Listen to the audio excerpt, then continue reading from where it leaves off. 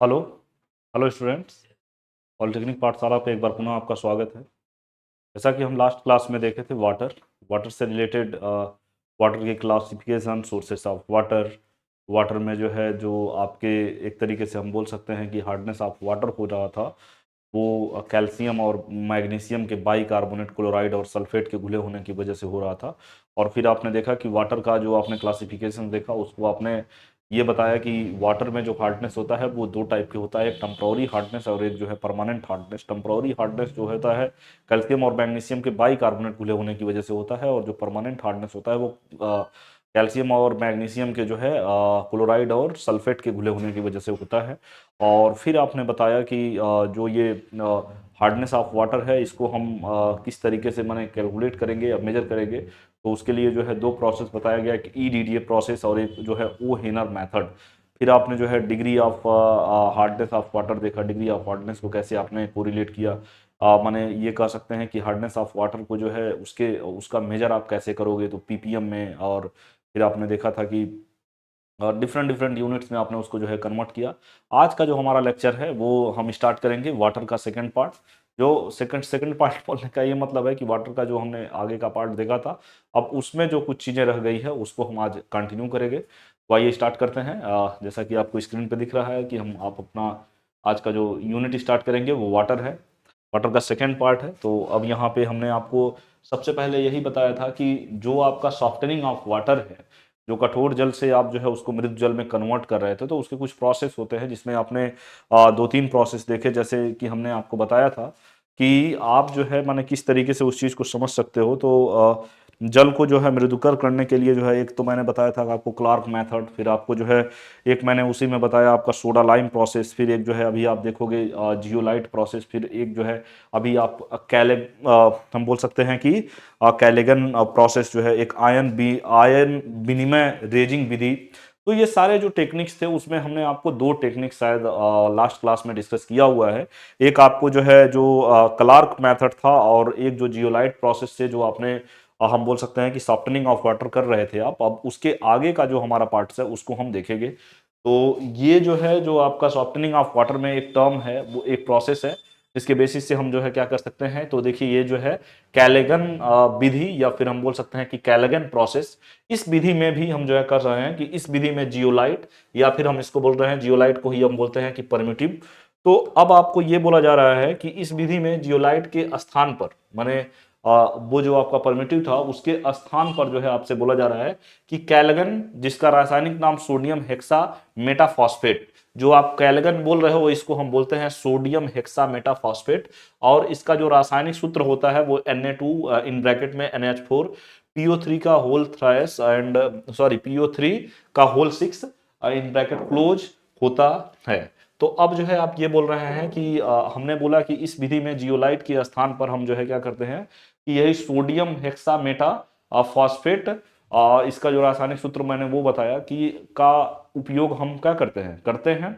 और फिर बोला जा रहा है कि कैलेगन में आपसे बोला जा रहा है चार जो आपके हम बोल सकते हैं कि सोडियम आयन का जो पार्ट है वो आप जो है क्या कर रहे हो, वो रिलेट कर रहे हो। तो आप इसको कैसे जान पाओगे या फिर कैसे सीखोगे उसको हम यहाँ पे समझेंगे।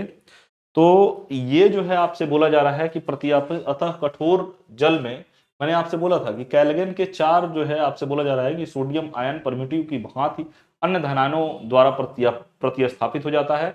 अतः जो है बोला जा रहा है कि जल कैलगन में को प्रवाहित करने से सोडियम मेटाफॉस्फेट से कैल्शियम तथा मैग्नीशियम के जो है मेटाफॉस्फेट बन जाते हैं। और फिर आपसे बोला जा रहा है कि इस प्रकार जो है अप्राप्त जल में जो है कैल्शियम और मैग्नीशियम की उपस्थिति जो है क्या हो जाता है, वो आपका बोल सकते हैं कि अहितकार नहीं होता है। माने जो अहितकार कहने का मतलब जो उसका बैड इफेक्ट है वो नहीं रह जाता है। तो सिंपल जो है आप इसमें एक रिएक्शन देख रहे हो कि यह आपने लिया हुआ है हेक्सा सोडियम हेक्सा मेटाफॉस्फेट को जो है कैल्शियम क्लोराइड। आप जानते हैं कि जो है जो परमानेंट हार्डनेस होता है वो कैल्शियम क्लोराइड के और मैग्नीशियम क्लोराइड के जो है घुले होने की, या सल्फेट के पार्ट जो है घुले होने की वजह से होता है।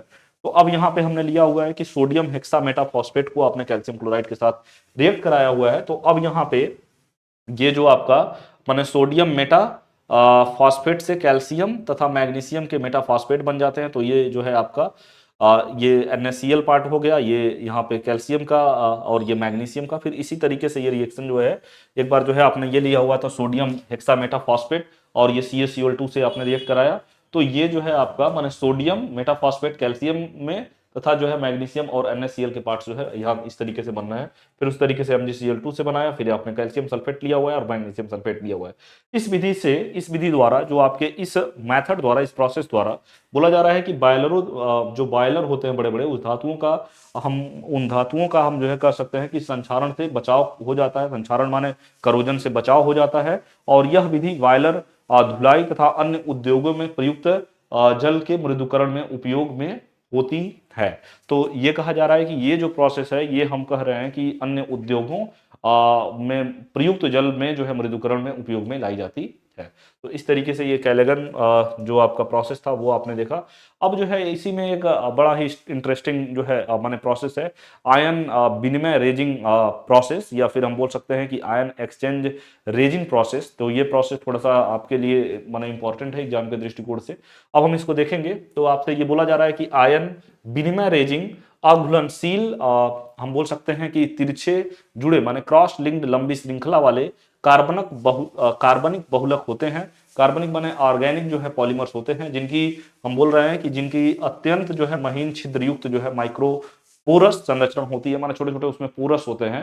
तो अब ये बोला जा रहा है कि इनकी श्रृंखला से जुड़े क्रियात्मक समूह इनके आयन विनिमय गुण के उत्तरदायी होते हैं। और हम बोल सकते हैं इनके दो प्रकार, एक जो है धनायन विनिमय रेजिंग जो है जिसमें पॉजिटिव पार्ट वाले कोरिलेट होंगे, और दूसरा जो है आपसे बोला जा रहा है ऋणायन विनिमय रेजिंग होते हैं। अब आप फिर ये बोलोगे कि जिन रेजिनों में अम्लीय क्रियात्मक समूह लाइक एज ये हम बोल सकते हैं कि एसीटेट आयन, और फिर जो है ये आपका SO3 H आदि होते हैं, वे अपने जो है H, देखिए वे अपने जो है H का प्रतिस्थापित जल में जो है उपस्थित धनायनों द्वारा कर लेते हैं। और जिन रेजिनों में जो है भास्मिक क्रियात्मक समूह लाइक एज NH2 और NH हाइड्रोक्लोरिक के रूप में होता है, वे अपने ऋणायन संपर्क में आने वाले ऋणायनों द्वारा प्रतिस्थापित कर लेते हैं। तो ये जो है एक टाइप का प्रोसेस है। देखिए आयन विनिमय रेजिंग प्रोसेस है, जिसमें कैल्शियम मैग्नीशियम और इनके जो है क्लोराइड और सल्फेट के जो है ये कठोर जल आपने इसके अंदर लिया हुआ है। इसमें छोटे छोटे पोरस होते हैं जो धनायन विनिमय के साथ होते हुए एक प्रक्रम के साथ ये क्लोराइड और जो है ऋणायन विनिमय के साथ जो है यहाँ पे मृत जल के पार्ट्स में यहाँ पे आपको मिल जाता है। तो आपसे ये बोला जा रहा है कि इसका प्रोसीजर क्या है, इसको जो है आप कैसे समझोगे। तो आपसे बोला जा रहा है कठोर जल को पहले जो है धनायन विनिमय, ये जो है धनायन विनिमय में पहले हम इसको डालते हैं जो आपका हार्ड वाटर होता है। तो एक तरीके से हम कह सकते हैं परमानेंट हार्ड वाटर।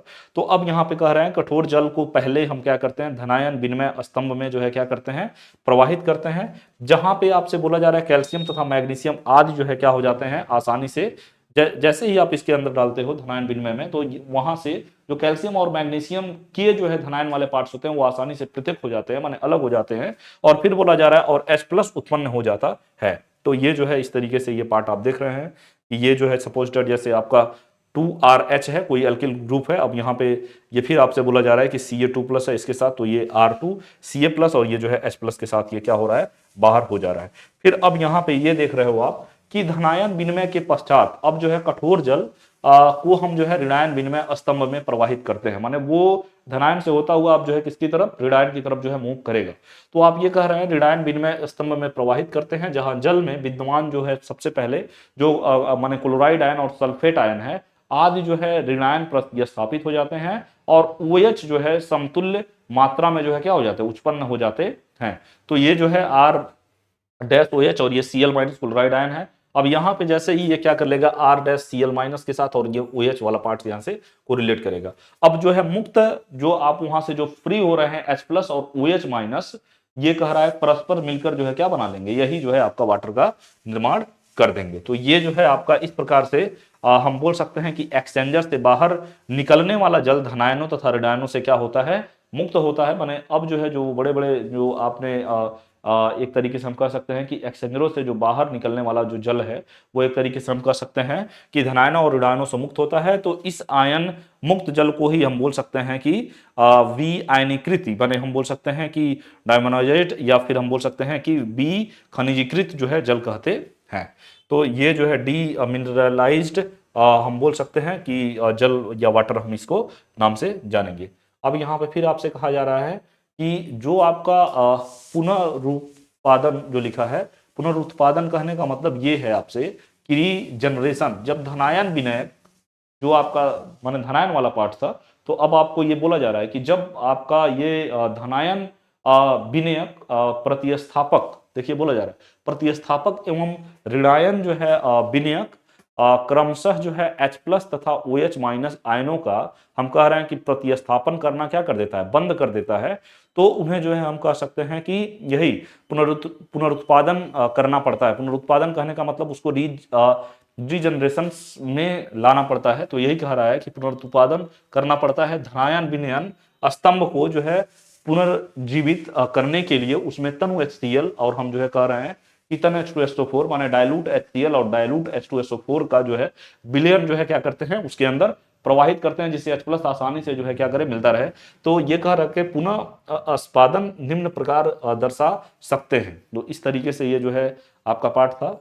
और ये अम्ल से माने H प्लस वहां से अम्ल से कहने का मतलब एसिड से जो आप HCl और H2SO4 यूज कर रहे हो वहां से H प्लस मिल रहा है, और फिर ये जो है आपको रेजिन इसका मिल रहा है, और ये कैल्शियम धनायन के पार्ट्स आप जो है मिल रहे हैं।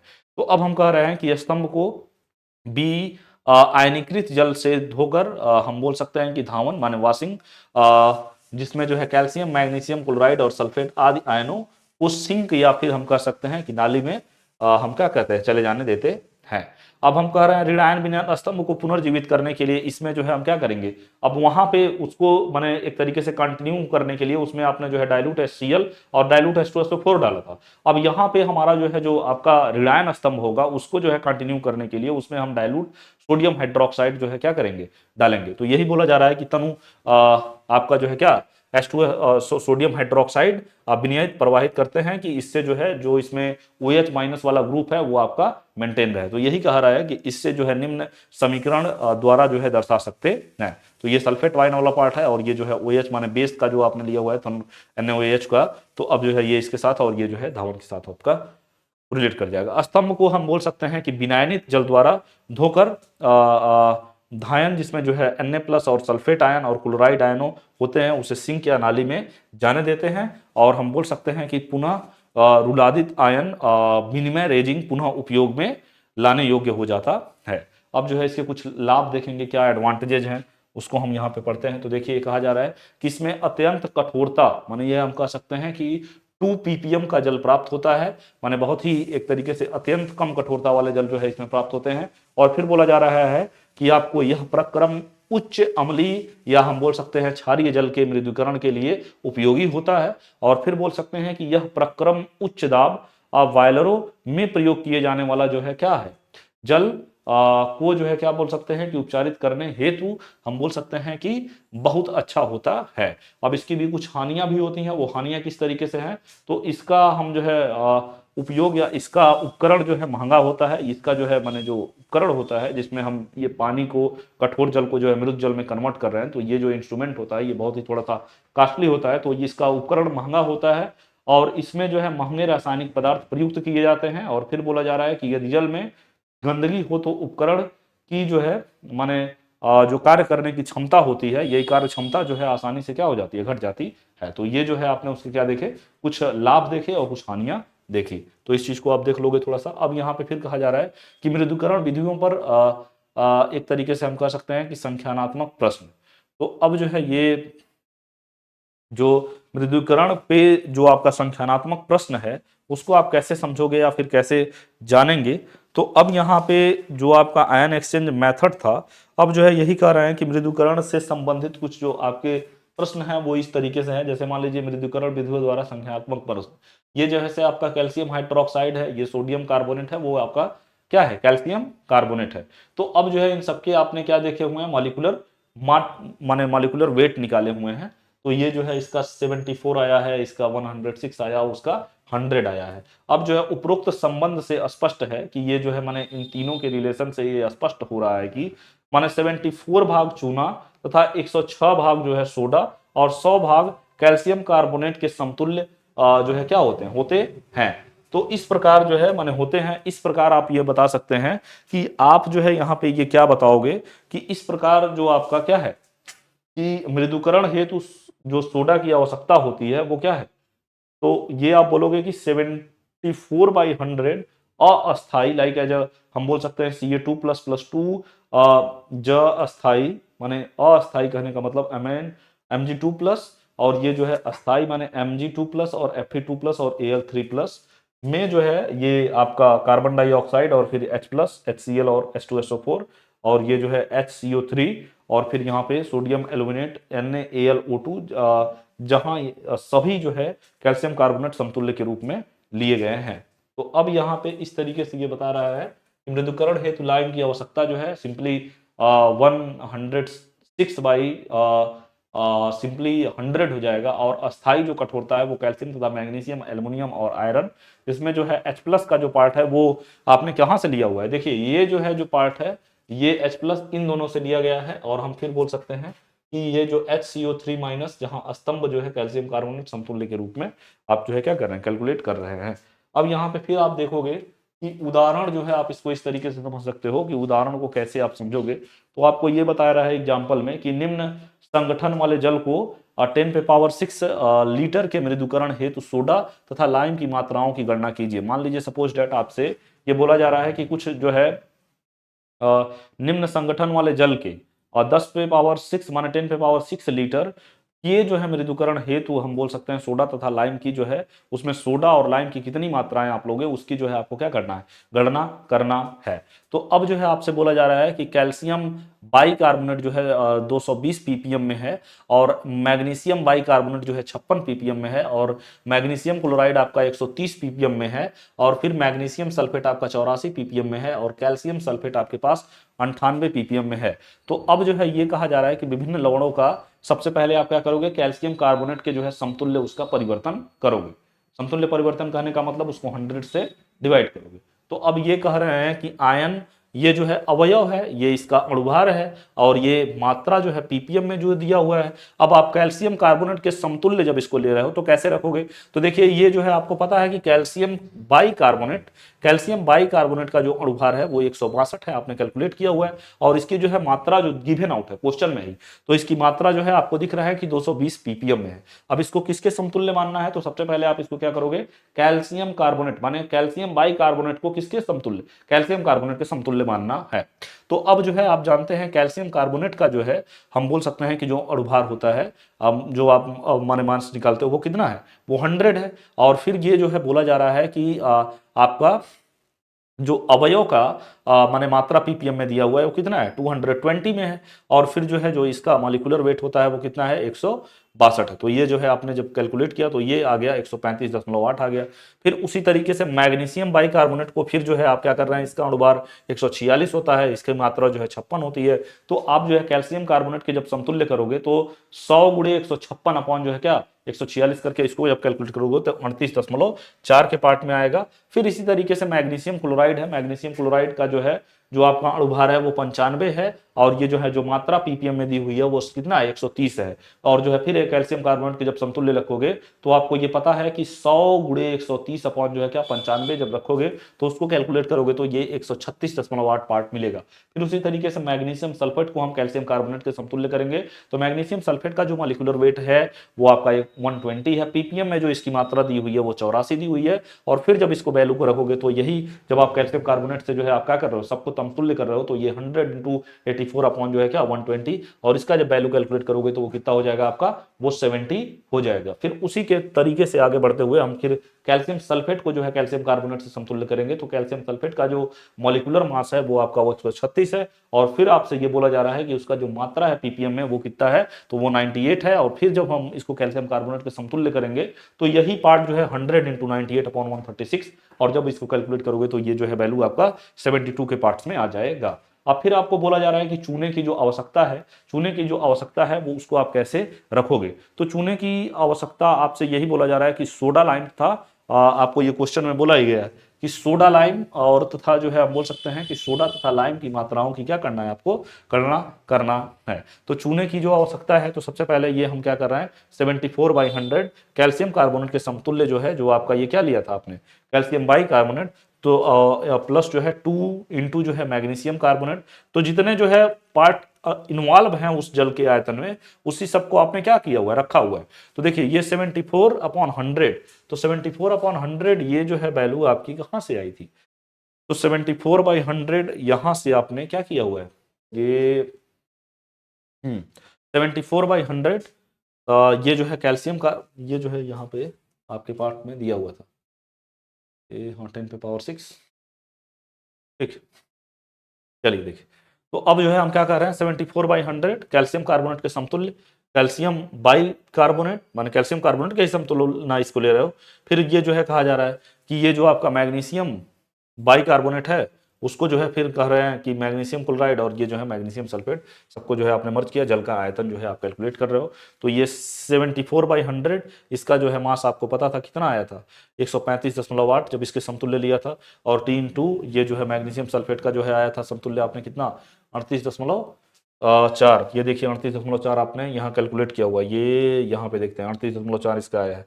और फिर जो है ये आगे वाले का पार्ट जो है हम बोल रहे हैं कि मैग्नीशियम क्लोराइड का, तो आपको दिख रहा है 136.8, 136.8 यहाँ लिखा गया है। फिर जो है मैग्नीशियम सल्फेट का 70 आया है, और इसका जो है फिर ये मैग्नीशियम सल्फेट और माइनस जो है क्या 0, और इंटू जो है ये माने mg लीटर में, और ये जो है जल का आयतन दिया हुआ है 10⁶ लीटर क्वेश्चन में ही। अब इन सबको रख के आपने जो है कैलकुलेट किया, तो ये जो है आपका मास 310.36 kg में आ गया। तो अब जो है माने सोडा की गणना कर रहे हैं, तो सोडा की जब जब गणना करोगे तो आप जो है क्या बोला जा रहा है, सोडे की गणना करने के लिए आप क्या करोगे, तो सोडा के लिए आप जो है यही बोला जा रहा है कैल्शियम हाइड्रोक्साइड, तो अब जो है 106 अपॉन जो है क्या 100 कर दोगे, वो फिर अब इसको समतुल्य करोगे, तो कैल्शियम कार्बोनेट के समतुल्य मैग्नीशियम क्लोराइड हो जाएगा, ये आपका मैग्नीशियम सल्फेट हो जाएगा, और कैल्शियम सल्फेट, और फिर जल का आयतन है। तो ये जो है ये तो आपका 106/100, वो तो आपका जो है चूने के लिए था, ये देखिए ये चूने के लिए था, और ये जो है आपका किसके लिए है, सोडा के लिए है।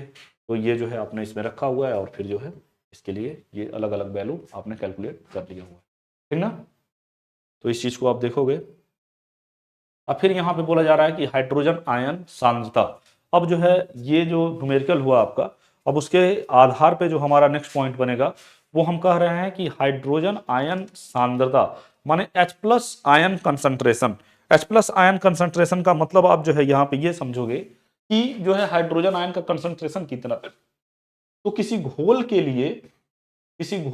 1 लीटर में विद्यमान, माने अगर कोई भी घोल है उस घोल में ये कहा जा रहा है कि किसी घोल के 1 लीटर में जो उपस्थित है विद्यमान है हाइड्रोजन के ग्राम आयनों की संख्या को उस घोल का हाइड्रोजन आयन सांद्रता कहते हैं। रिपीट कर रहा हूं मैं इस बात को, मैंने आपसे यही कहा कि किसी घोल के 1 लीटर में, मैंने क्या बोला कि किसी घोल के 1 लीटर में विद्यमान हाइड्रोजन के ग्राम आयनों की संख्या को उस घोल की हम क्या कहते हैं, हाइड्रोजन आयन सांद्रता कहते हैं। शुद्ध जल की H+ सांद्रता, जो H माने अगर प्योर वाटर की हम सांद्रता कहें, तो ये कहा रहा है कि शुद्ध जल की जो H+ सांद्रता होती है वो 1 × 10⁻⁻7 ग्राम आयन प्रति लीटर होता है, क्योंकि जल का जो है आयनी गुणनफल, हम बोल सकते हैं कि ionic product of water Kw, वो आपको पता है कितना होता है, 1 × 10⁻⁻14 होता है। अब फिर जो है ये आपसे बोला जा रहा है कि गणितानुसार माने मैथमेटिकली पार्ट में, तो Kw माने ये कहा जा रहा है कि माने ionic product of water Kw की जो वैल्यू होती है वो H+ और OH- को कोरिलेट करके जो इसकी रूम टेम्परेचर पे जो वैल्यू आती है 1 × 10⁻⁻14 25 डिग्री सेल्सियस पर, माने रूम टेम्परेचर पर। और फिर बोला जा रहा है कि शुद्ध जल में जो H+ का आयन का जो कंसंट्रेशन होता है वो AH माने बड़े कोष्टक में जो है सांद्रता प्रदर्शित करती है, ये जो है जो कोष्टक दिखाता है, ऐसा जो कोष्टक होता है बड़ा ब्रैकेट, ये सांद्रता का एक जो है हम तरीके से कह सकते हैं कि प्रदर्शन का एक तरीके से क्या है, जब भी हमको कहीं कंसंट्रेशन को प्रदर्शित करना होगा, रिप्रेजेंट करना होगा, तो हमको हमेशा जो है ऐसे बड़ा ब्रैकेट लगाते हैं। तो ये जो बड़ा ब्रैकेट बताता है ये कंसंट्रेशन को ही बता रहा है।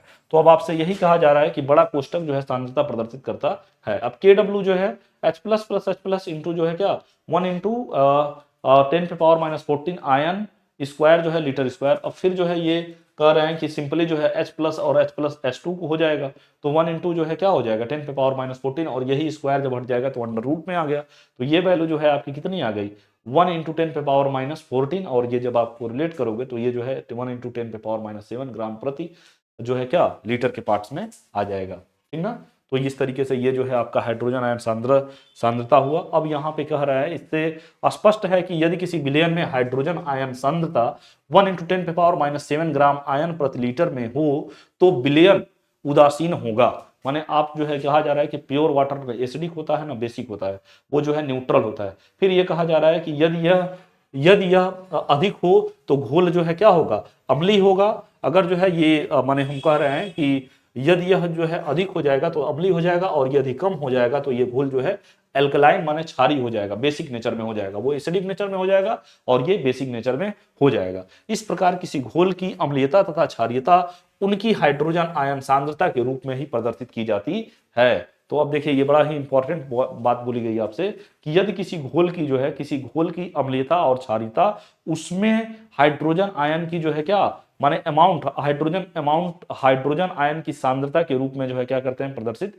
करते हैं। यदि कहा जा रहा है कि हाइड्रोजन आयन की सांद्रता बढ़ती है तो आपका क्या बनाएगा, हाइड्रोक्सिल आयन सांद्रता। माने ये कह रहे हैं कि यदि जो H+ की सांद्रता आपकी बढ़ती है तो हाइड्रोक्सी, देखिए ये बोला जा रहा है हाइड्रोक्सी आयन सांद्रता कम हो जाती है, और यदि H+ आयन की सांद्रता कम होती है तो हाइड्रोक्साइड की आयन की जो सांद्रता होती है वो क्या कर जाती है, बढ़ जाती है। और आप ये याद रखोगे कि यदि किसी विलयन में H+ सांद्रता ज्ञात हो तो उसका जो है उसकी हम क्या कर सकते हैं, OH सांद्रता निम्न संबंध द्वारा क्या कर सकते हैं, निकाल सकते हैं। और ये जो है एक संबंध है जो आपको बता रहा है Kw = H+, और ये जो है क्या H+ और यहाँ पे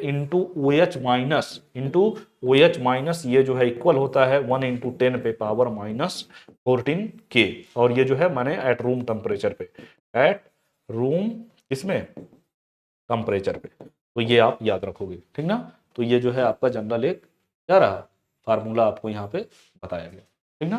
तो अब यहाँ पे फिर आगे बढ़ते हैं। अब यहाँ पे फिर कहा जा रहा है कि उदाहरण के रूप में आप जो है ये कह रहे हैं कि 0.001 माने 3 × 10⁻⁻1 मोलर HCl के जलीय विलयन में 25 डिग्री सेंटीग्रेड पे H+ और OH आयन सांद्रताएं ज्ञात करना है।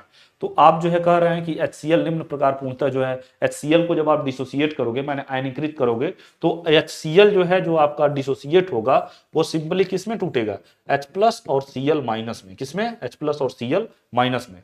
तो H+ = HCl, तो HCl = ये 10 माने ये तो 0 है, और सिंपली जो है ये जो H पार्ट है ये दिया हुआ है मोलरिटी इसका, तो 0.001, तो ये जो है आप इससे क्या कर दिए, डिवाइड कर दिया, और ये जो है 1 × 10⁻⁴ जो है आपने लिख दिया इसको। और फिर जो है ये आपने फिर क्या किया, H+ और OH = Kw होता है।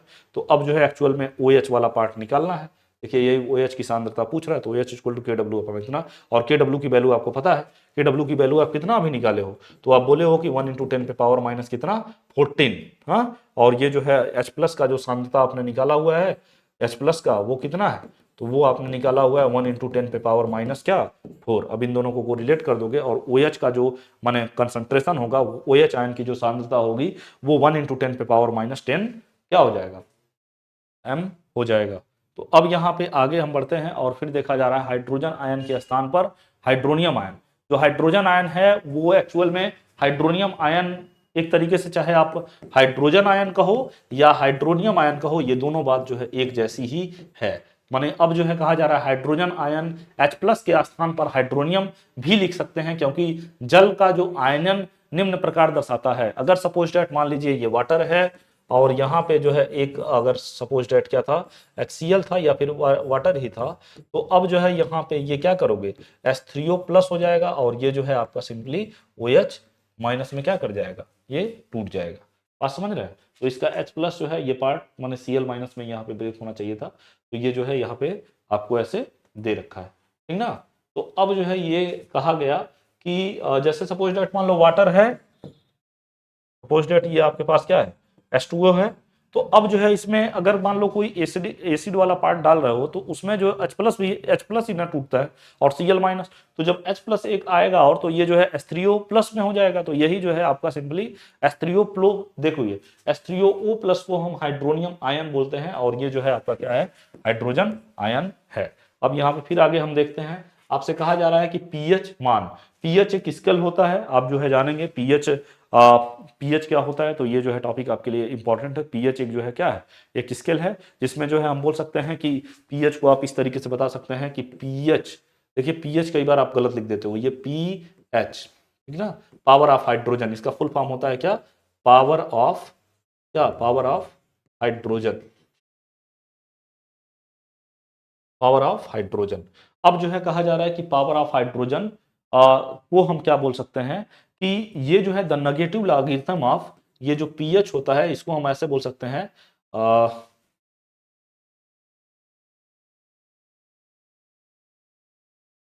PH equal to negative logarithm of H plus ion.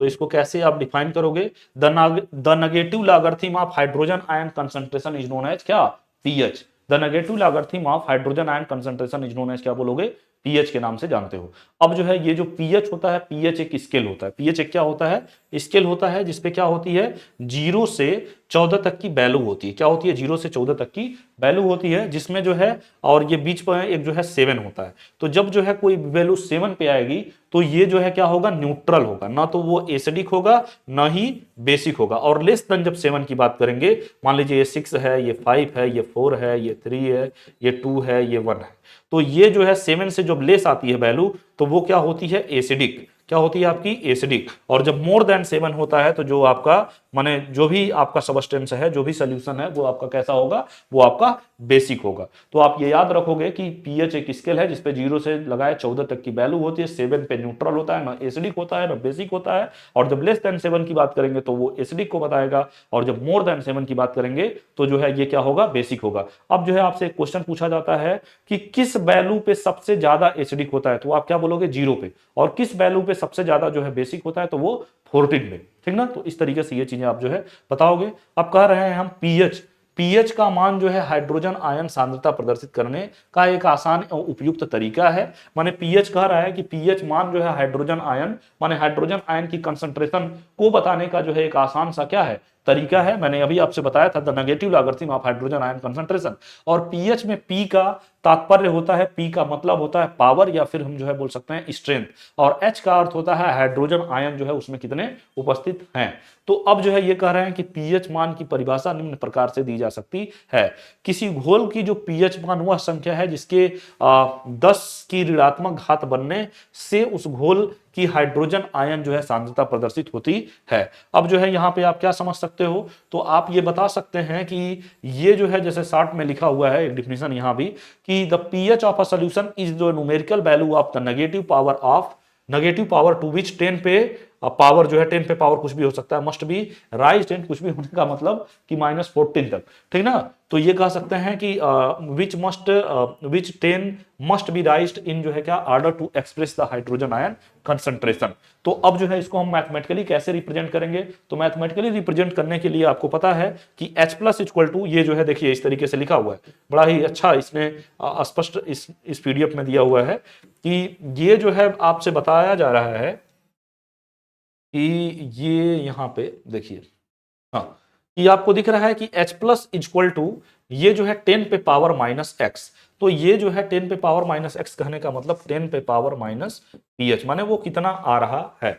तो अब जो है x इक्वल टू पीएच है, दोनों ओर जो है हम क्या कर लेते हैं, अब लॉग ले लेते हैं। तो दोनों तरफ लॉग लोगे तो वो आपका क्या हो जाएगा, ये हो जाएगा लॉग h प्लस, और ये जो है लॉग 10 पे पावर माइनस पीएच। तो लॉग h इक्वल टू यही जो है आपका क्या हो जाएगा, माइनस पीएच लॉग 10। तो ये जो है हम बोल सकते हैं कि माइनस पीएच, और लॉग 10 की वैल्यू जो है कितनी होती है, 1 होती है, ठीक ना। तो लॉग 10 की वैल्यू जब 1 होती है तब यहाँ पे रखे, तो negative logarithm of hydrogen ion concentration equal to क्या, पीएच। अभी हमने यही लिखा भी था कि पीएच इक्वल टू क्या होता है, नेगेटिव लॉगरिथम ऑफ क्या, H plus ion is known as क्या, पीएच। तो ये जो है इस तरीके से, ये जो है H के जगह पे आप क्या लिख सकते हो, हाइड्रोनियम आयन H3O प्लस, ठीक ना।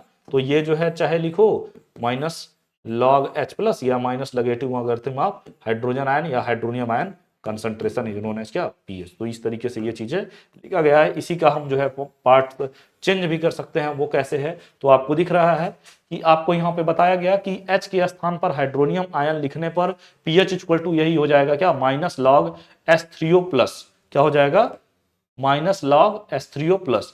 अतः जो है पीएच की निम्न परिभाषाएं दी जा सकती हैं, वो क्या है, तो अब जो है यहाँ पे यही परिभाषा आप कह रहे हैं, किसी घोल की पीएच उसके हाइड्रोजन आयन की सांद्रता के ऋणात्मक लघुगणक के समान होती है।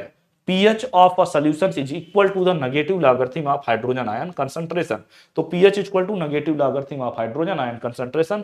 और यही जो है आपका क्या कर रहे हो, ये जो नेगेटिव वाला पार्ट है इसको जब आप ऊपर भेज दे रहे हो तो ये जो है 1 के पार्ट में हो जाएगा। तो इसी को आप जो है 3 तरीके से रिप्रेजेंट कर सकते हो। ये तो pH equal to negative logarithm of hydrogen ion या pH equal to log H plus, और ये जो है इनवर्स में हो जाएगा, और इनवर्स में जो है इसी को log 1/h में लिख सकते हैं। तो ये जो है इसके अलग अलग तरीके हैं डिनोट करने के, नोट करने के, तो यहाँ पे आपको बताया गया।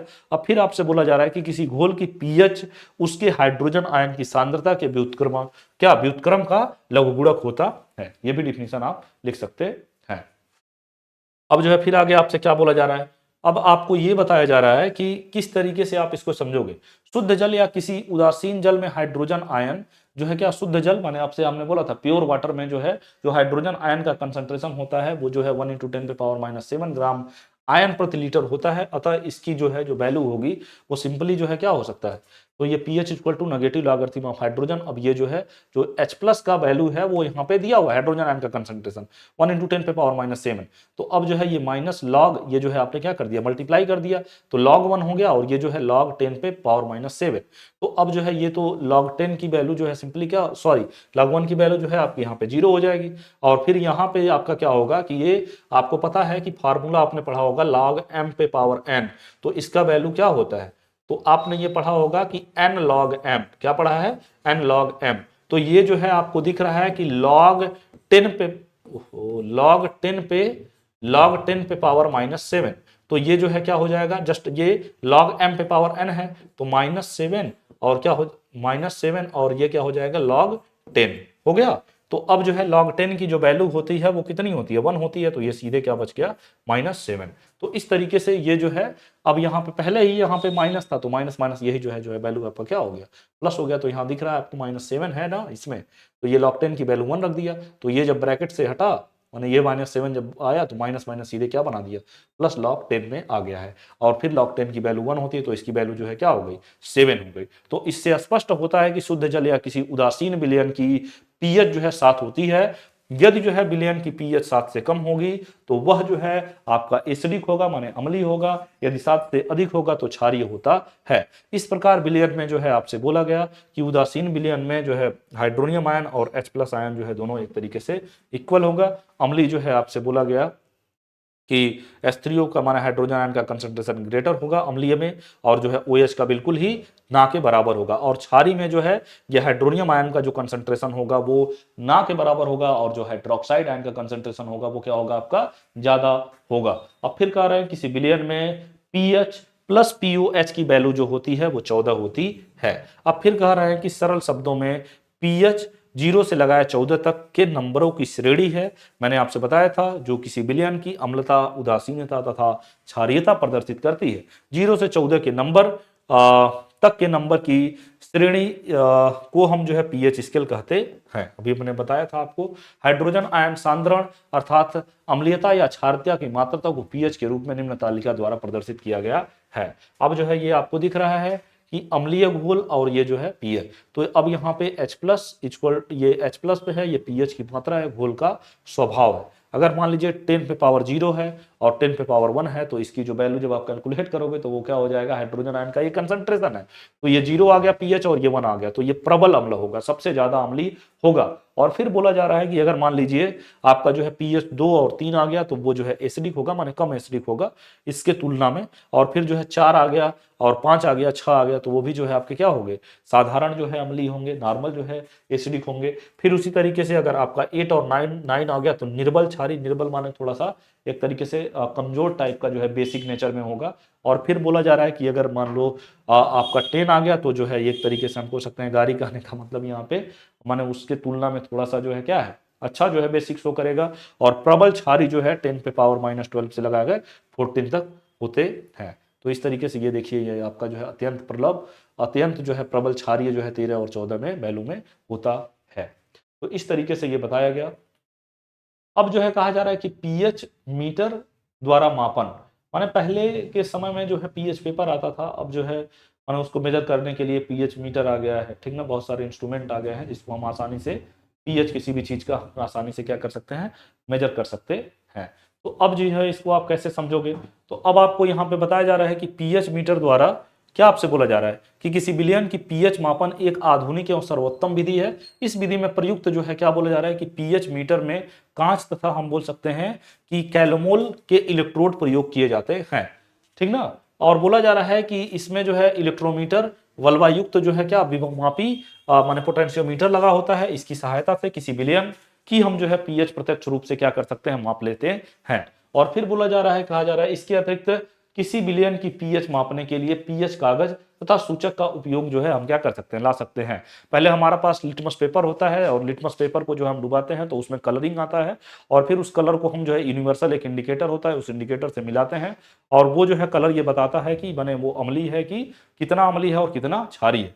पीएच एक पेपर होता है जिसपे जो है माने कलर शो करते हैं। तो जब पीएच पेपर आप जो है क्या करते हो, मान लो ब्लू लिटमस पेपर या फिर रेड लिटमस पेपर को आपने जो है किसी सोल्यूशन के अंदर डाला है तो आपको जानते हैं एसिडिक में जो है ब्लू लिटमस पेपर जो है रेड में कन्वर्ट हो जाता है। फिर उसको जैसे ही आप लेके आते हो और मिलाते हो तो वो जो कलर जिससे मैच होता है तो उससे वो बता देते हो कि इसका पीएच ये है।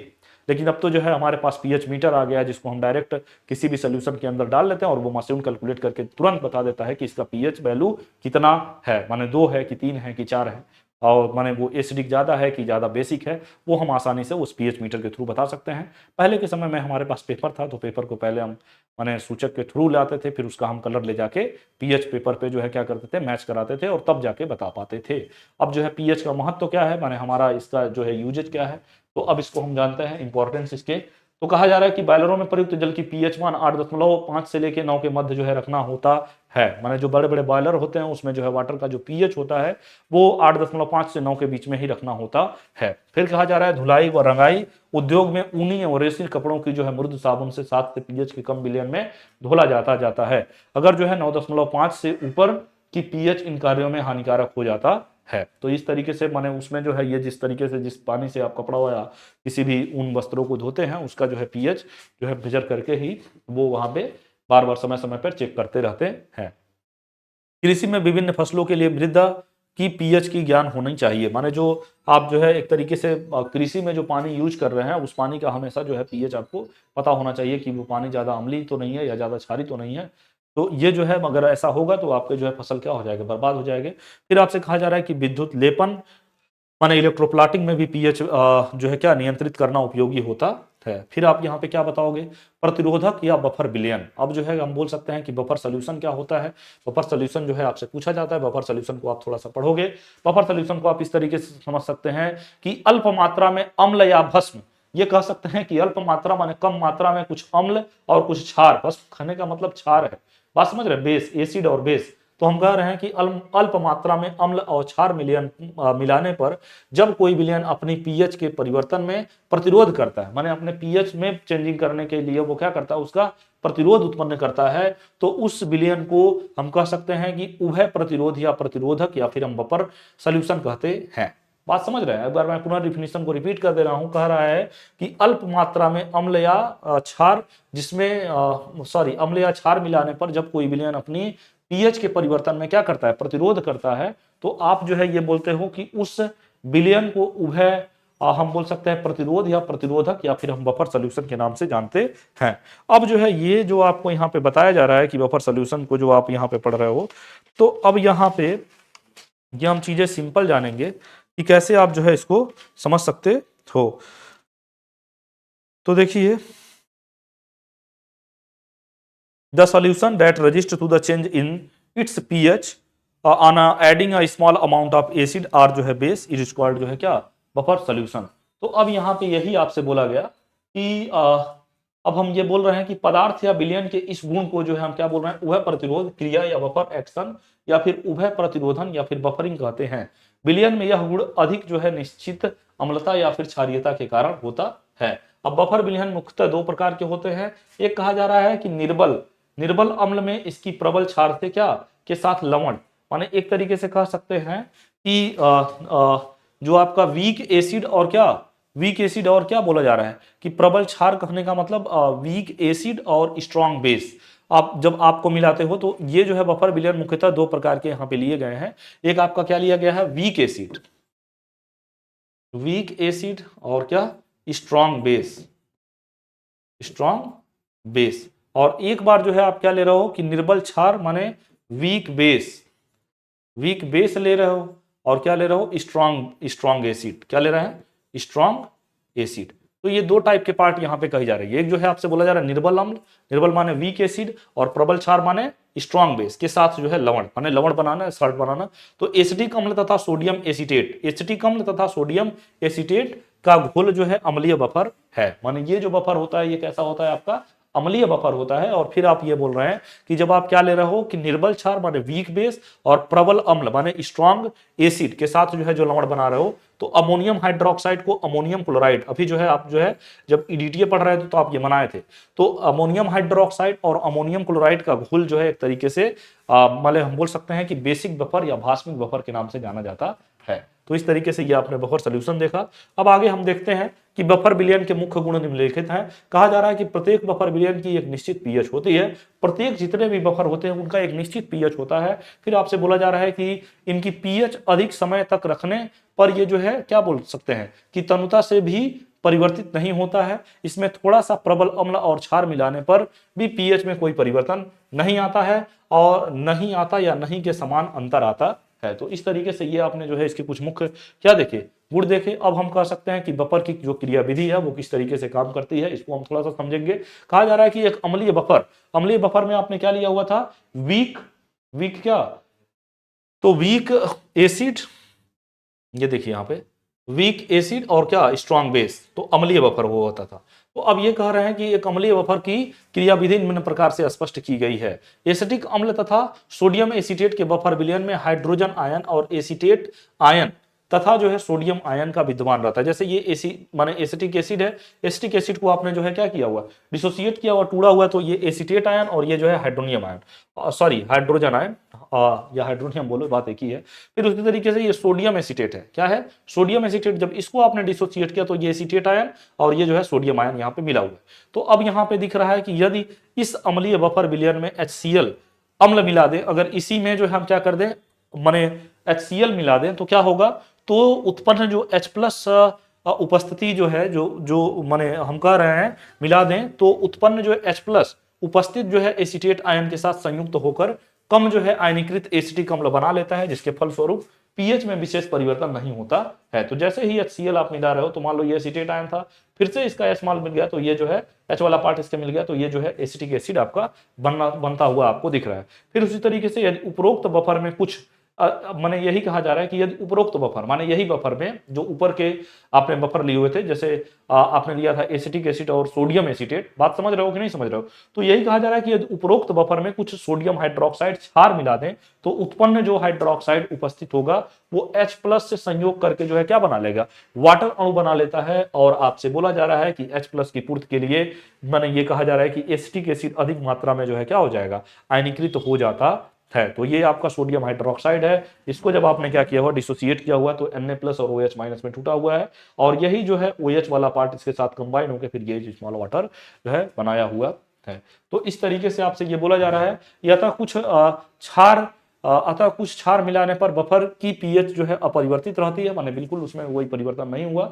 आप ये देख रहे हैं कि एक भास्मिक बफर, माने एक भास्मिक बफर कहने का मतलब एक बेसिक बफर की क्रिया विधि भी निम्न प्रकार से स्पष्ट कर सकते हैं। कैसे है, जैसे आपने लिखा था अमोनियम हाइड्रोक्साइड और अमोनियम क्लोराइड के बफर विलयन में हम बोल सकते हैं कि इसको अमोनियम आयन जो है, अमोनियम आयन और हाइड्रोक्साइड आयन तथा क्लोराइड आयन में विद्यमान रहता है। जैसे अमोनियम हाइड्रोक्साइड है, इसको जब आपने डिसोसिएट किया तो अमोनियम आयन और हाइड्रोक्साइड में टूटा है, अमोनियम क्लोराइड है, अमोनियम आयन और ये जो है क्लोराइड आयन में टूटा हुआ है। अब इसी भास्मिक बफर विलयन में HCl अम्ल मिला देते हैं, तो उत्पन्न जो H प्लस है और जो OH है वो फिर जो है क्या होगा, संयुक्त होकर जल अणु बना लेता है, तो उसके पीएच में कोई जो है माने परिवर्तन नहीं होता है। तो ये HCl है और जो है आपने क्या लिया हुआ है, H प्लस और Cl माइनस, तो ये जो है आपका यही H और OH से पार्ट को रिलेट करके और ये H2O बना लिया, जिसमें कोई खास परिवर्तन नहीं दिखता हुआ दिख रहा है। और फिर वही कहा जा रहा है, वही उपरोक्त, जो उपरोक्त कहने का मतलब अमोनियम हाइड्रोक्साइड और अमोनियम क्लोराइड में अब आप कह रहे हो कि कुछ जो है कुछ बूंद उसमें सोडियम हाइड्रोक्साइड अगर मिला दे रहे हो उसी बफर विलयन में, बफर विलयन कहने का क्या मतलब है, माने भास्मिक बफर में, एक तरीके से हम कह सकते हैं बेसिक बफर में। तो अब जो है उसी में आप क्या करो, कुछ बूंद सोडियम हाइड्रोक्साइड का डाल दे रहे हो, तो उत्पन्न जो है OH अमोनियम क्लोराइड के साथ जो है कहा जा रहा है, उत्पन्न जो उसमें OH होगा, माने इसमें Na+ और OH- होगा, तो उत्पन्न जो OH आयन अमोनियम क्लोराइड के साथ जो है क्या से बन जाता है और NaH4 के संयोग कर जो है अल्फ जो है आयनित होता है और ये सोडियम हाइड्रोक्साइड बनाएगा। तो ये मान लीजिए NaOH है, इसको डिसोसिएट किया Na+ और OH- में टूटा, और फिर यही OH जो है ये अमोनियम से रिलेट करके अमोनियम हाइड्रोक्साइड बनाया हुआ है। तो अतः कुछ क्षार मिलाने पर भी बफर का pH आरक्षित रहेगा, माने उसमें कोई परिवर्तन नहीं होगा। अब जो है फिर आपसे पूछा जा रहा है कि बफर विलयन का कुछ आप उपयोग माने इंपॉर्टेंस बता दीजिए, महत्व बता दीजिए, तो इसको देखते हैं हम। कहा जा रहा है कि बफर विलयन वनस्पति तथा जंतु क्रिया, माने ये कहा जा रहा है कि बफर विलयन वनस्पति तथा जंतु क्रिया विज्ञान माने फिजियोलॉजी में अत्यधिक महत्वपूर्ण होता है। जीवन प्रक्रमों में विभिन्न रासायनिक परिवर्तन के लिए एक निश्चित पीएच होता है। हमारे रक्त का जो है जो पीएच होता है वो आप जानते हैं 7.4 पीएच, पर कुछ क्षारीय होते हैं। ये रासायनिक अभिक्रिया के वेग के अध्ययन हेतु जो है पीएच स्थिर रहता है। और फिर बोला जा रहा है कि गुणात्मक विश्लेषण में जो है फास्फोट के निराकरण में एसिटिक अम्ल तथा सोडियम एसीटेट का अम्लीय बफर प्रयुक्त किया जाता है। तो यही हम कह सकते हैं कि गुणात्मक विश्लेषण में जो फास्फेट के निराकरण में एसिटिक अम्ल तथा सोडियम एसीटेट जो अम्लीय बफर आपने बनाया था उसका उपयोग हम करते हैं। अब फिर आगे आप देख रहे हैं, आपसे बोला जा रहा है कि ये विभिन्न उद्योग जैसे कागज, कपड़ा, रंग, और हम बोल सकते हैं चीनी, चमड़ा और विद्युत लेपन आदि में उपयुक्त पीएच बनाए रखने के लिए हम करते हैं। तो बनाए माने पीएच को मेंटेन करने के लिए हम ऐसा काम करते हैं। अब फिर आपसे बोला जा रहा है कि बफर विलयन के लिए हम बोल सकते हैं हेंडरसन समीकरण, हेंडरसन इक्वेशंस है जो बफर सॉल्यूशन के लिए बनाया गया है। तो अम्लीय बफर के लिए हेंडरसन समीकरण ये है कि यदि बफर जो है दुर्बल अम्ल कहने का मतलब वीक एसिड और उसके लवण का मिश्रण कुछ इस तरीके से है, तो ये पीएच इक्वल टू होता है PKW और प्लस क्या, तो ये बोला जा रहा है कि PKA माने एसिड और प्लस लॉग लवण अपॉन एम्ल। और यही कहा जा रहा है कि भास्मिक बफर के लिए माने बेसिक बफर के लिए जो है हेंडरसन समीकरण जो है POH जो है PKV माने बेसिक नेचर में PKV प्लस लॉग लवण प्लस क्या हो जाएगा, भस्म हो जाएगा। क्योंकि जो है आप जानते हैं कि pH प्लस POH की जो वैल्यू होती है वो 14 ज्ञात करके हम क्या कर सकते हैं, pH ज्ञात कर सकते हैं। तो इस तरीके से ये जो है इसका माने हेंडरसन समीकरण में इसका आपने उपयोग देखा। अब हम कह रहे हैं कि 25 डिग्री सेंटीग्रेड पर, अब इसका कुछ हम एग्जांपल देख रहे हैं। कह रहा है 25 डिग्री सेंटीग्रेड पर विलयन की पीएच बताइए जिसमें इसका जो है जो मोलरिटी है 0.001 मोलर पे सोडियम एसीटेट तथा 0.003 मोलरिटी में एसिटिक अम्ल उपस्थित है। अब जो है आप ये जान रहे हैं कि 25 डिग्री सेंटीग्रेड पर P ये जो है पहले एसिडिक के माने रिस्पेक्ट में, फिर अभी एक बार जो है बेसिक के रिस्पेक्ट में, जो इसकी वैल्यू जो है आपके पास 1.7 इंटू 10⁻⁵ गिवन आउट है। और फिर हम कह रहे हैं कि ये जो है क्वेश्चन में दिया हुआ है।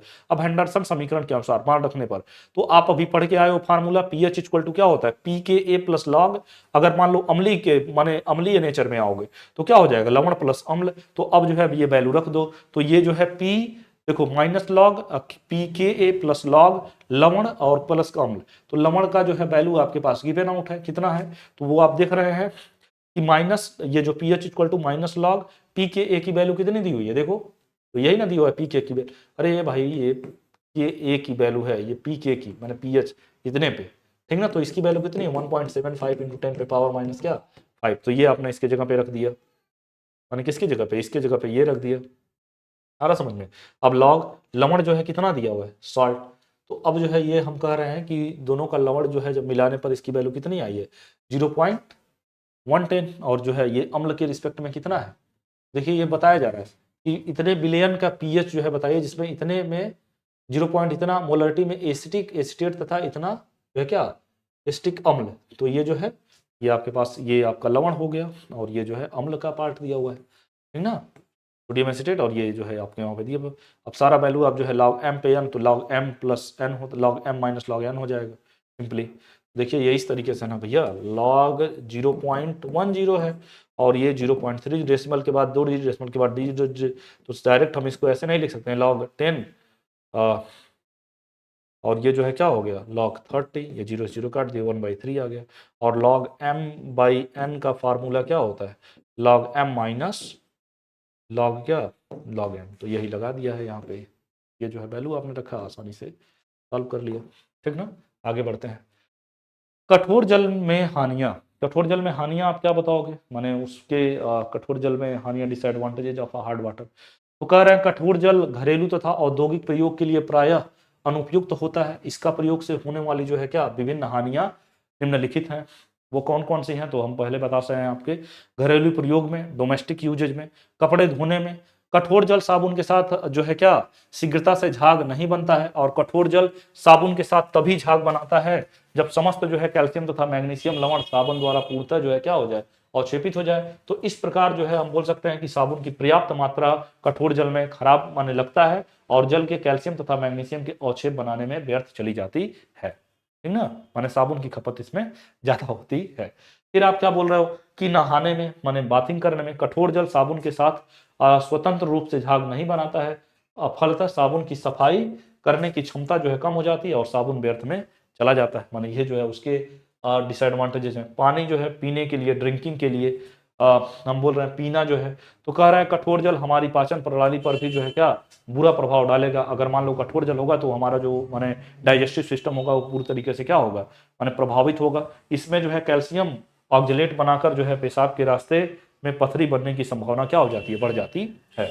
तो ये जो है देखिए आपसे बोला जा रहा है कि मैंने आपसे बोला कि इसमें कैल्शियम ऑक्जेलेट बनकर जो है पेशाब के रास्ते में जो है पथरी बनने की संभावना क्या हो जाती है, अधिक संभावना जो है वहां पे बढ़ जाती है। इसी वजह से आपको जो है जो माने ड्रिंकिंग करते हो, जो पानी पीते हो आप, वो जो है ये बोला जा रहा है कि वो सॉफ्ट वाटर ही जो है आप यूज करो। ठीक ना, तो अब यहाँ पे ये आपसे फिर बोला जा रहा है कि खाना बनाना, कठोरता उत्पन्न करने वाले लवणों की उपस्थिति में जल का क्वथनांक माने बॉइलिंग पॉइंट अधिक हो जाता है, फलतः खाना बनाने के लिए ईंधन तथा समय अधिक लगता है, और इसमें दालें देर से पकती हैं, और जो है माने एक तरीके से हम कह सकते हैं कि चाय में स्वाद भी अच्छा नहीं आता है। तो ये जो है माने उसके कुछ क्या है, हानियां हैं। औद्योगिक या व्यापक प्रयोग में जो है इसका यूज होता है, तो कपड़ा उद्योग में धागे और कपड़े को कठोर जल में धोने में साबुन शीघ्र झाग नहीं बनता है, और जो है ये बोला जा रहा है कि पर्याप्त साबुन कैल्शियम तथा मैग्नीशियम के साथ अवक्षेप बनाने में व्यर्थ हो जाता है, और ये अवक्षेप कपड़े से जो है चिपक जाते हैं, जिससे हम बोल सकते हैं कपड़े का रंग क्या हो जाता है, सही नहीं चढ़ पाता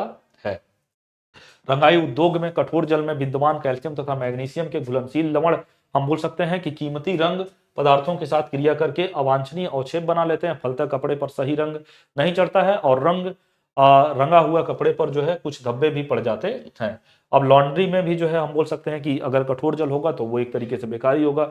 अधिक संख्या में कपड़ों को धोते समय कठोर जल के प्रयोग से साबुन अधिक व्यर्थ हो जाती है। आयरन लवणों की उपस्थिति में कपड़ों का रंग दूसरे कपड़ों पर भी क्या हो जाता है, चढ़ जाता है। तो ये सब जो है उसके माने बेसिक हानियां आप देख रहे हो। फिर आपसे बोला जा रहा है कि कागज उद्योगों में कठोर जल के कैल्शियम तथा मैग्नीशियम लवण रासायनिक पदार्थों तथा अन्य पदार्थों जो कागज में जो है क्या करते हैं, चमक उत्पन्न करने के साथ क्रिया कर लेते हैं, और आयरन लवणों की उपस्थिति में पर्याप्त कागज का रंग जो है क्या हो जाता है, भी प्रभावित हो जाता है। माने शुगर इंडस्ट्रीज में, चीनी उद्योग में कठोर जल में विद्यमान जो है सल्फेट्स, नाइट्रेट्स और तथा क्षारीय जो है कार्बोनेट्स आप देख रहे थे, आदि के कारण चीनी के क्रिस्टलीय जो है कठिनता से बनता है। इस प्रकार बनी चीनी जो है हम बोल सकते हैं कि पसीजन वाली आर्द्रताग्राही जो है क्या हो जाती है, भी होती है, माने उसमें जो है पसीजन आ जाता है।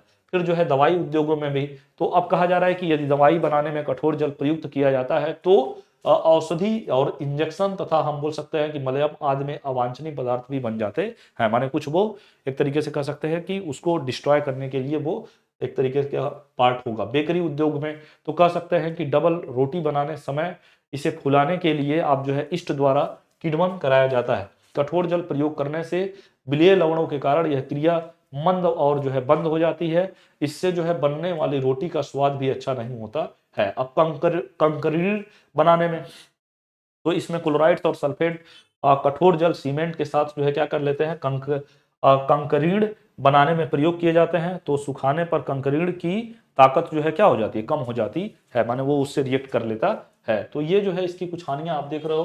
फिर कहा जा रहा है कि बॉयलर पोषित, या फिर हम कह रहे हैं कि भ्रमण जल या बॉयलर फीड वाटर, माने बॉयलरों में भाप बनने हेतु अब जो है ये हम कह रहे हैं फिर आपके बॉयलर पोषित या फिर हम इसी को बोल रहे हैं भरण जल।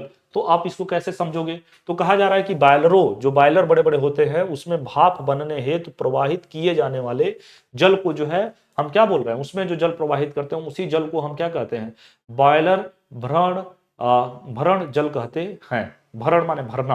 अब कहा जा रहा है साधारण जल बॉयलरों में भाप बनाने के लिए उपयोग में नहीं लिया जाता, क्योंकि उसमें उपस्थित निलंबित या फिर हम कह सकते हैं कि विलेय ठोस के रूप में अशुद्धियां तथा ऑक्सीजन और कार्बन डाइऑक्साइड आदि घुलित गैसें भाप बनाने में क्या करती है? बाधा उत्पन्न करती है। और फिर बोला जा रहा है कार्बन डाइऑक्साइड कार्बोनिक अम्ल माने H2CO3 बनाती हैं, जो हम कह रहे हैं कि बॉयलर पदार्थों से क्रिया करके धीरे धीरे उसको क्या कर देते हैं? कमजोर कर देते हैं। कठोर जल भी बॉयलरों में भाप बनाने हेतु उपयुक्त नहीं होता है। कठोर जल का जो उपयोग है वो बॉयलरों में भाप बनाने के लिए उपयोग में नहीं होता है, क्योंकि इसे उबालने पर कैल्शियम तथा मैग्नीशियम के कार्बोनेटों की जो है पपड़ी, जो क्या होती है पपड़ी कहने का मतलब छोटे छोटे उस पर लेयरिंग आ जाते हैं, पपड़ी बॉयलरों के फेंदे पर जम जाती है, जिससे जल तक उष्मा कठिनता से पहुंचती है और इससे बॉयलरों के फटने या फिर हम कह सकते हैं फटने का डर रहता है तथा ईंधन का खर्च अधिक हो जाता है। अतः जो है भाप बनने के लिए प्रयुक्त जल मृदुदन होना चाहिए। अतः हम बोल रहे हैं कि भाप बनाने के लिए प्रयुक्त जो जल, उपयोगित जो जल ले रहे हैं वो कैसा होना चाहिए? हार्ड नहीं होना चाहिए, वो सॉफ्ट वाटर होना चाहिए तथा यह जो है कह सकते हैं कि अशुद्ध रहित होना चाहिए। फिर कह रहे हैं यदि अवक्षेप ढीला माने लूज बने तो हम इसे क्या बोल सकते हैं? स्लज कहते हैं। यदि जो है इसका प्रेसिपिटेट जो है क्या बनेगा? लूज बनेगा, तो उसे हम क्या बोलते हैं? स्लज के नाम से जानते हैं। पपड़ी निम्न प्रकार बन सकती है। कैल्शियम बाइकार्बोनेट का अपघटन। तो कैल्शियम बाइकार्बोनेट का जो अपघटन आप कर रहे हो, तो कैल्शियम बाइकार्बोनेट आपके पास दिया गया है, इसको हीट करो तो कैल्शियम कार्बोनेट पपड़ी के रूप में और H2O और कार्बन डाइऑक्साइड जो है निकलता हुआ आपको यहाँ पे दिख रहा है। अब आगे आप क्या देखोगे तो आपसे ये बोला जा रहा है कि प्रायः कैल्शियम कार्बोनेट से बनी पपड़ी नरम होती है। माने जो कैल्शियम कार्बोनेट से जो आपकी क्या कह रही है, प्रायः जो है कैल्शियम कार्बोनेट से जो बनी पपड़ी होती है वो सॉफ्ट होती है, नरम होती है। यह कम दाब वाले बॉयलरों में बनती है, परंतु उच्च दाब वाले बॉयलरों में कैल्शियम कार्बोनेट विलेय होता है। तो इस तरीके से ये फिर बोला जा रहा है। फिर कैल्शियम सल्फेट का जमना, डिपोजिशन। कैल्शियम सल्फेट का जमना भी क्या बोला जा रहा है? कैल्शियम सल्फेट की पानी में विलीयता माने अघुलनशीलता हम बोल सकते हैं, सॉल्युबिलिटी तापक्रम के साथ घटती है। अतः कैल्शियम सल्फेट जो आपका क्या बोला जा रहा है, जो ठंडे पानी में विलीय होता है, अत्यधिक गर्म पानी में लगभग जो है पूर्णतः अघुलनशील हो जाती है। यही कारण है कि कैल्शियम सल्फेट अवक्षिप्त होकर बॉयलरों के गर्म भाग पर क्या बोला जा रहा है? कठोर पपड़ी के रूप में जम जाती है। उच्च दाब वाले बॉयलरों में पपड़ी के बनने का यही मुख्य कारण है। अब आगे आप क्या देखोगे तो आगे आपको यह बोला जा रहा है कि मैग्नीशियम लवणों का जल अपघटन, जिसको हम हाइड्रोलिसिस बोल रहे हैं। अब हम बोल रहे हैं कि मैग्नीशियम लवण के जो का आप जल अपघटन जो करा रहे हैं उसको आप कैसे देख रहे हो? तो कहा जा रहा है कि बॉयलरों के अंदर उच्च तापक्रम पर विलेय मैग्नीशियम लवणों का जल अपघटन होकर मैग्नीशियम हाइड्रोक्साइड अवक्षिप्त हो जाता है, जिसके कारण नरम पपड़ी जो है क्या हो जाती है? बन जाती है। ये आपके पास मैग्नीशियम क्लोराइड है और इसको आपने जो है क्या किया हुआ है? हाइड्रोलिसिस कराया, वाटर से रिएक्शन कराया है, तो ये मैग्नीशियम हाइड्रोक्साइड की पपड़ी बन रही है और HCl यहां से बाहर निकलता हुआ दिख रहा है।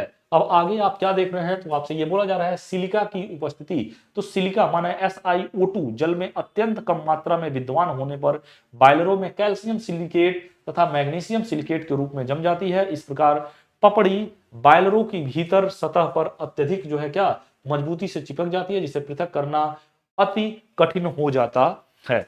अब फिर कह रहे हैं पपड़ी बनने के जो है हमारे डिसएडवांटेजेस क्या हैं, हानियां क्या है? तो देखिए कह सकते हैं कि ईंधन का अपव्यय माने वेस्टेज ऑफ अ फ्यूल।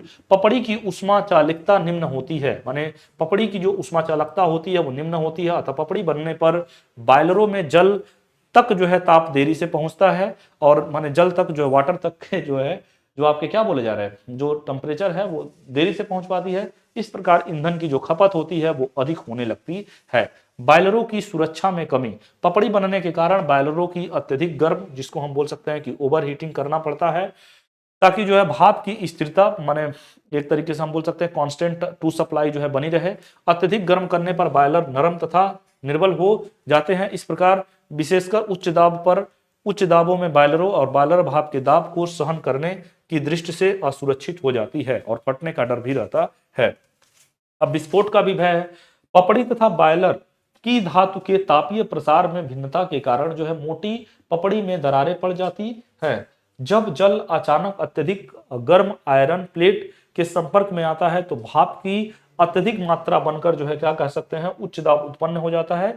इससे बॉयलरों के फटने का क्या रहता है, भय रहता है। अब आगे आप क्या देख रहे हैं, तो कार्य क्षमता में कमी। कभी कभी पपड़ी बॉयलरों के वाल्व तथा हम बोल सकते हैं कंडेंसर में भी जम जाता है। इससे उसमें जो है अशांत रोक माने हम बोल सकते हैं कि उत्पन्न होकर बॉयलरों की कार्य क्षमता में भी कमी आ जाती है। पपड़ी को कैसे दूर कर सकते हैं, तो ये बहुत ही आसान टेक्निक से। अरे पपड़ी कहने का क्या मतलब है भाई, देखिए वो जैसे तुम्हारे घर में अगर वो लगा होगा, क्या बोलते हैं, जिसमें पानी स्टोर होता है, टैंकर, तो उसको आप देखते हो कि उसके किनारे किनारे जो है क्या हो जाती है, मोटी मोटी पपड़ी बन जाती है। उसी पपड़ी की हम बात कर रहे हैं भाई। हाँ, बात समझ रहे हो। अब ये जो है हम कह रहे हैं कि पपड़ी को दूर करना, पपड़ी निम्न प्रकार से द्वारा हटाई जा सकती है। यदि पपड़ी ढीलीपन से चिपकी हो तो लकड़ी के टुकड़े या फिर लोहे के ब्रुश से खुरचकर जो है उसको हम क्या कर सकते हैं, उसमें से उस पपड़ी को हटा सकते हैं। फिर आपसे क्या कर सकते हैं, यदि पपड़ी टूटने वाली हो तो उसे पृथक करने हेतु बॉयलरों को खूब गर्म करके उसे ठंडा अचानक जो है क्या, ठंडा पानी उस पर डाल देते हैं और वो जो है आसानी से क्या हो जाता है, छूट जाता है। फिर कह रहा है यदि पपड़ी कठोर है तो और दृढ़ता से चिपकी हुई है तो उसे पृथक करने हेतु रासायनिक पदार्थों के साथ क्रिया कराकर उसे हम क्या कर देते हैं, क्रिया कराकर उस पर घोलते हैं। उदाहरण जो है कैल्शियम कार्बोनेट युक्त पपड़ी को 5 से 10% HCl में घोलते हैं और कैल्शियम सल्फेट वाली पपड़ी को EDTA के साथ अभिक्रिया कराकर हम क्या कर सकते हैं, आसानी से पृथक कर सकते हैं, माने अलग कर सकते हैं। तो इस तरीके से ये जो है आपको पपड़ी की जो समस्याएं थी उसको आप आसानी से दूर कर सकते हैं। पपड़ी बनने को रोकना, माने किस तरीके से उसको आप पपड़ी ना बने उसको कैसे आप जो है रोक सकते हैं। तो आपसे ये बोला जा रहा है कि पपड़ी बनना निम्न प्रकार से रोका जा सकता है। अब यहाँ पे आप क्या बता रहे हो कि जो आपका यहाँ पे ये पार्ट फॉर्म हो रहे हैं उसको आप कैसे जो है क्या कर रहे हो, रोकोगे। तो अब यहां पे हम कह रहे हैं कि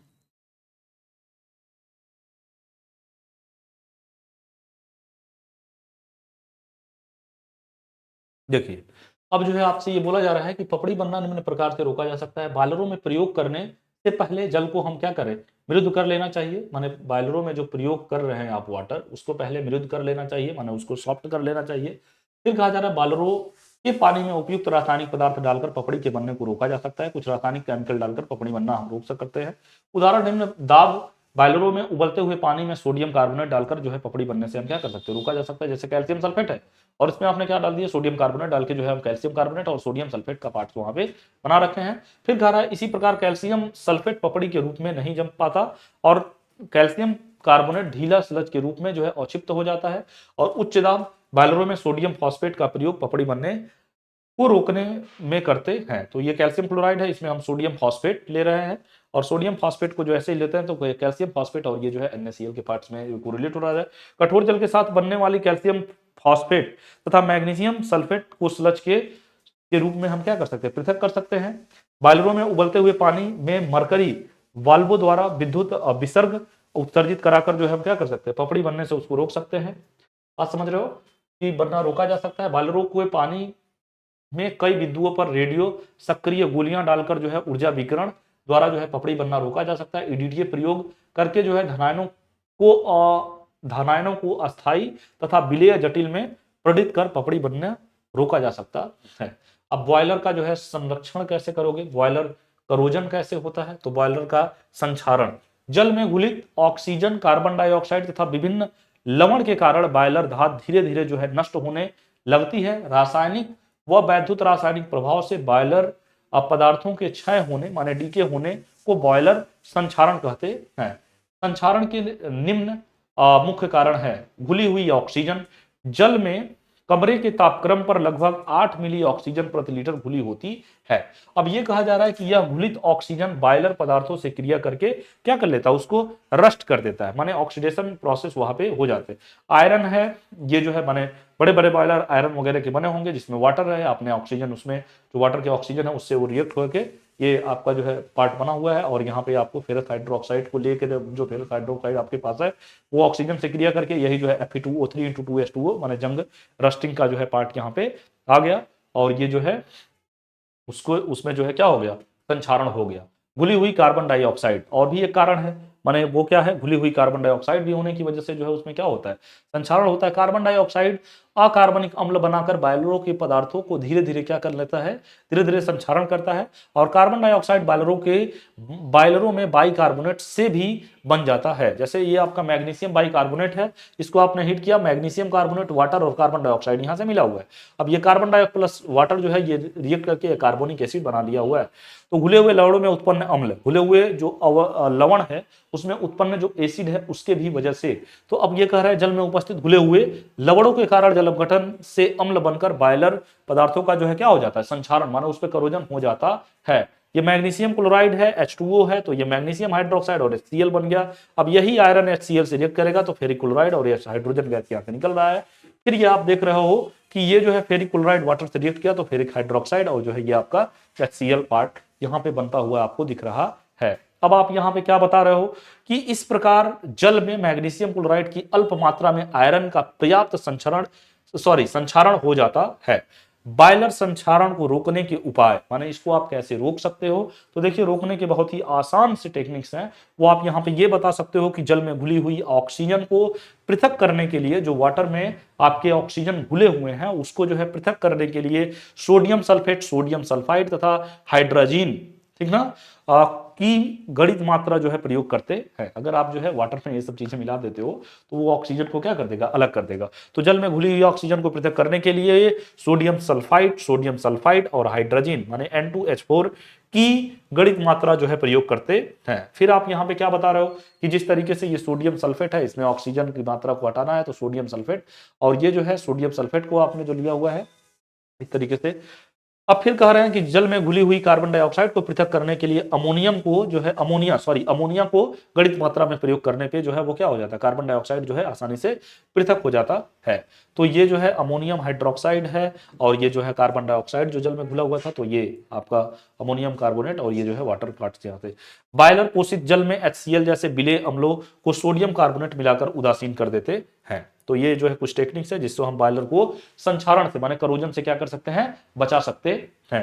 अब आगे आप क्या देख रहे हो, तो आगे आप यहाँ पे देख रहे हो कि बॉयलरों में दाहक भंगुरता, माने एक तरीके से हम बर्टाइल नेचर, माने जो है टूट टूट के जो है क्या करना, अलग हो जाना।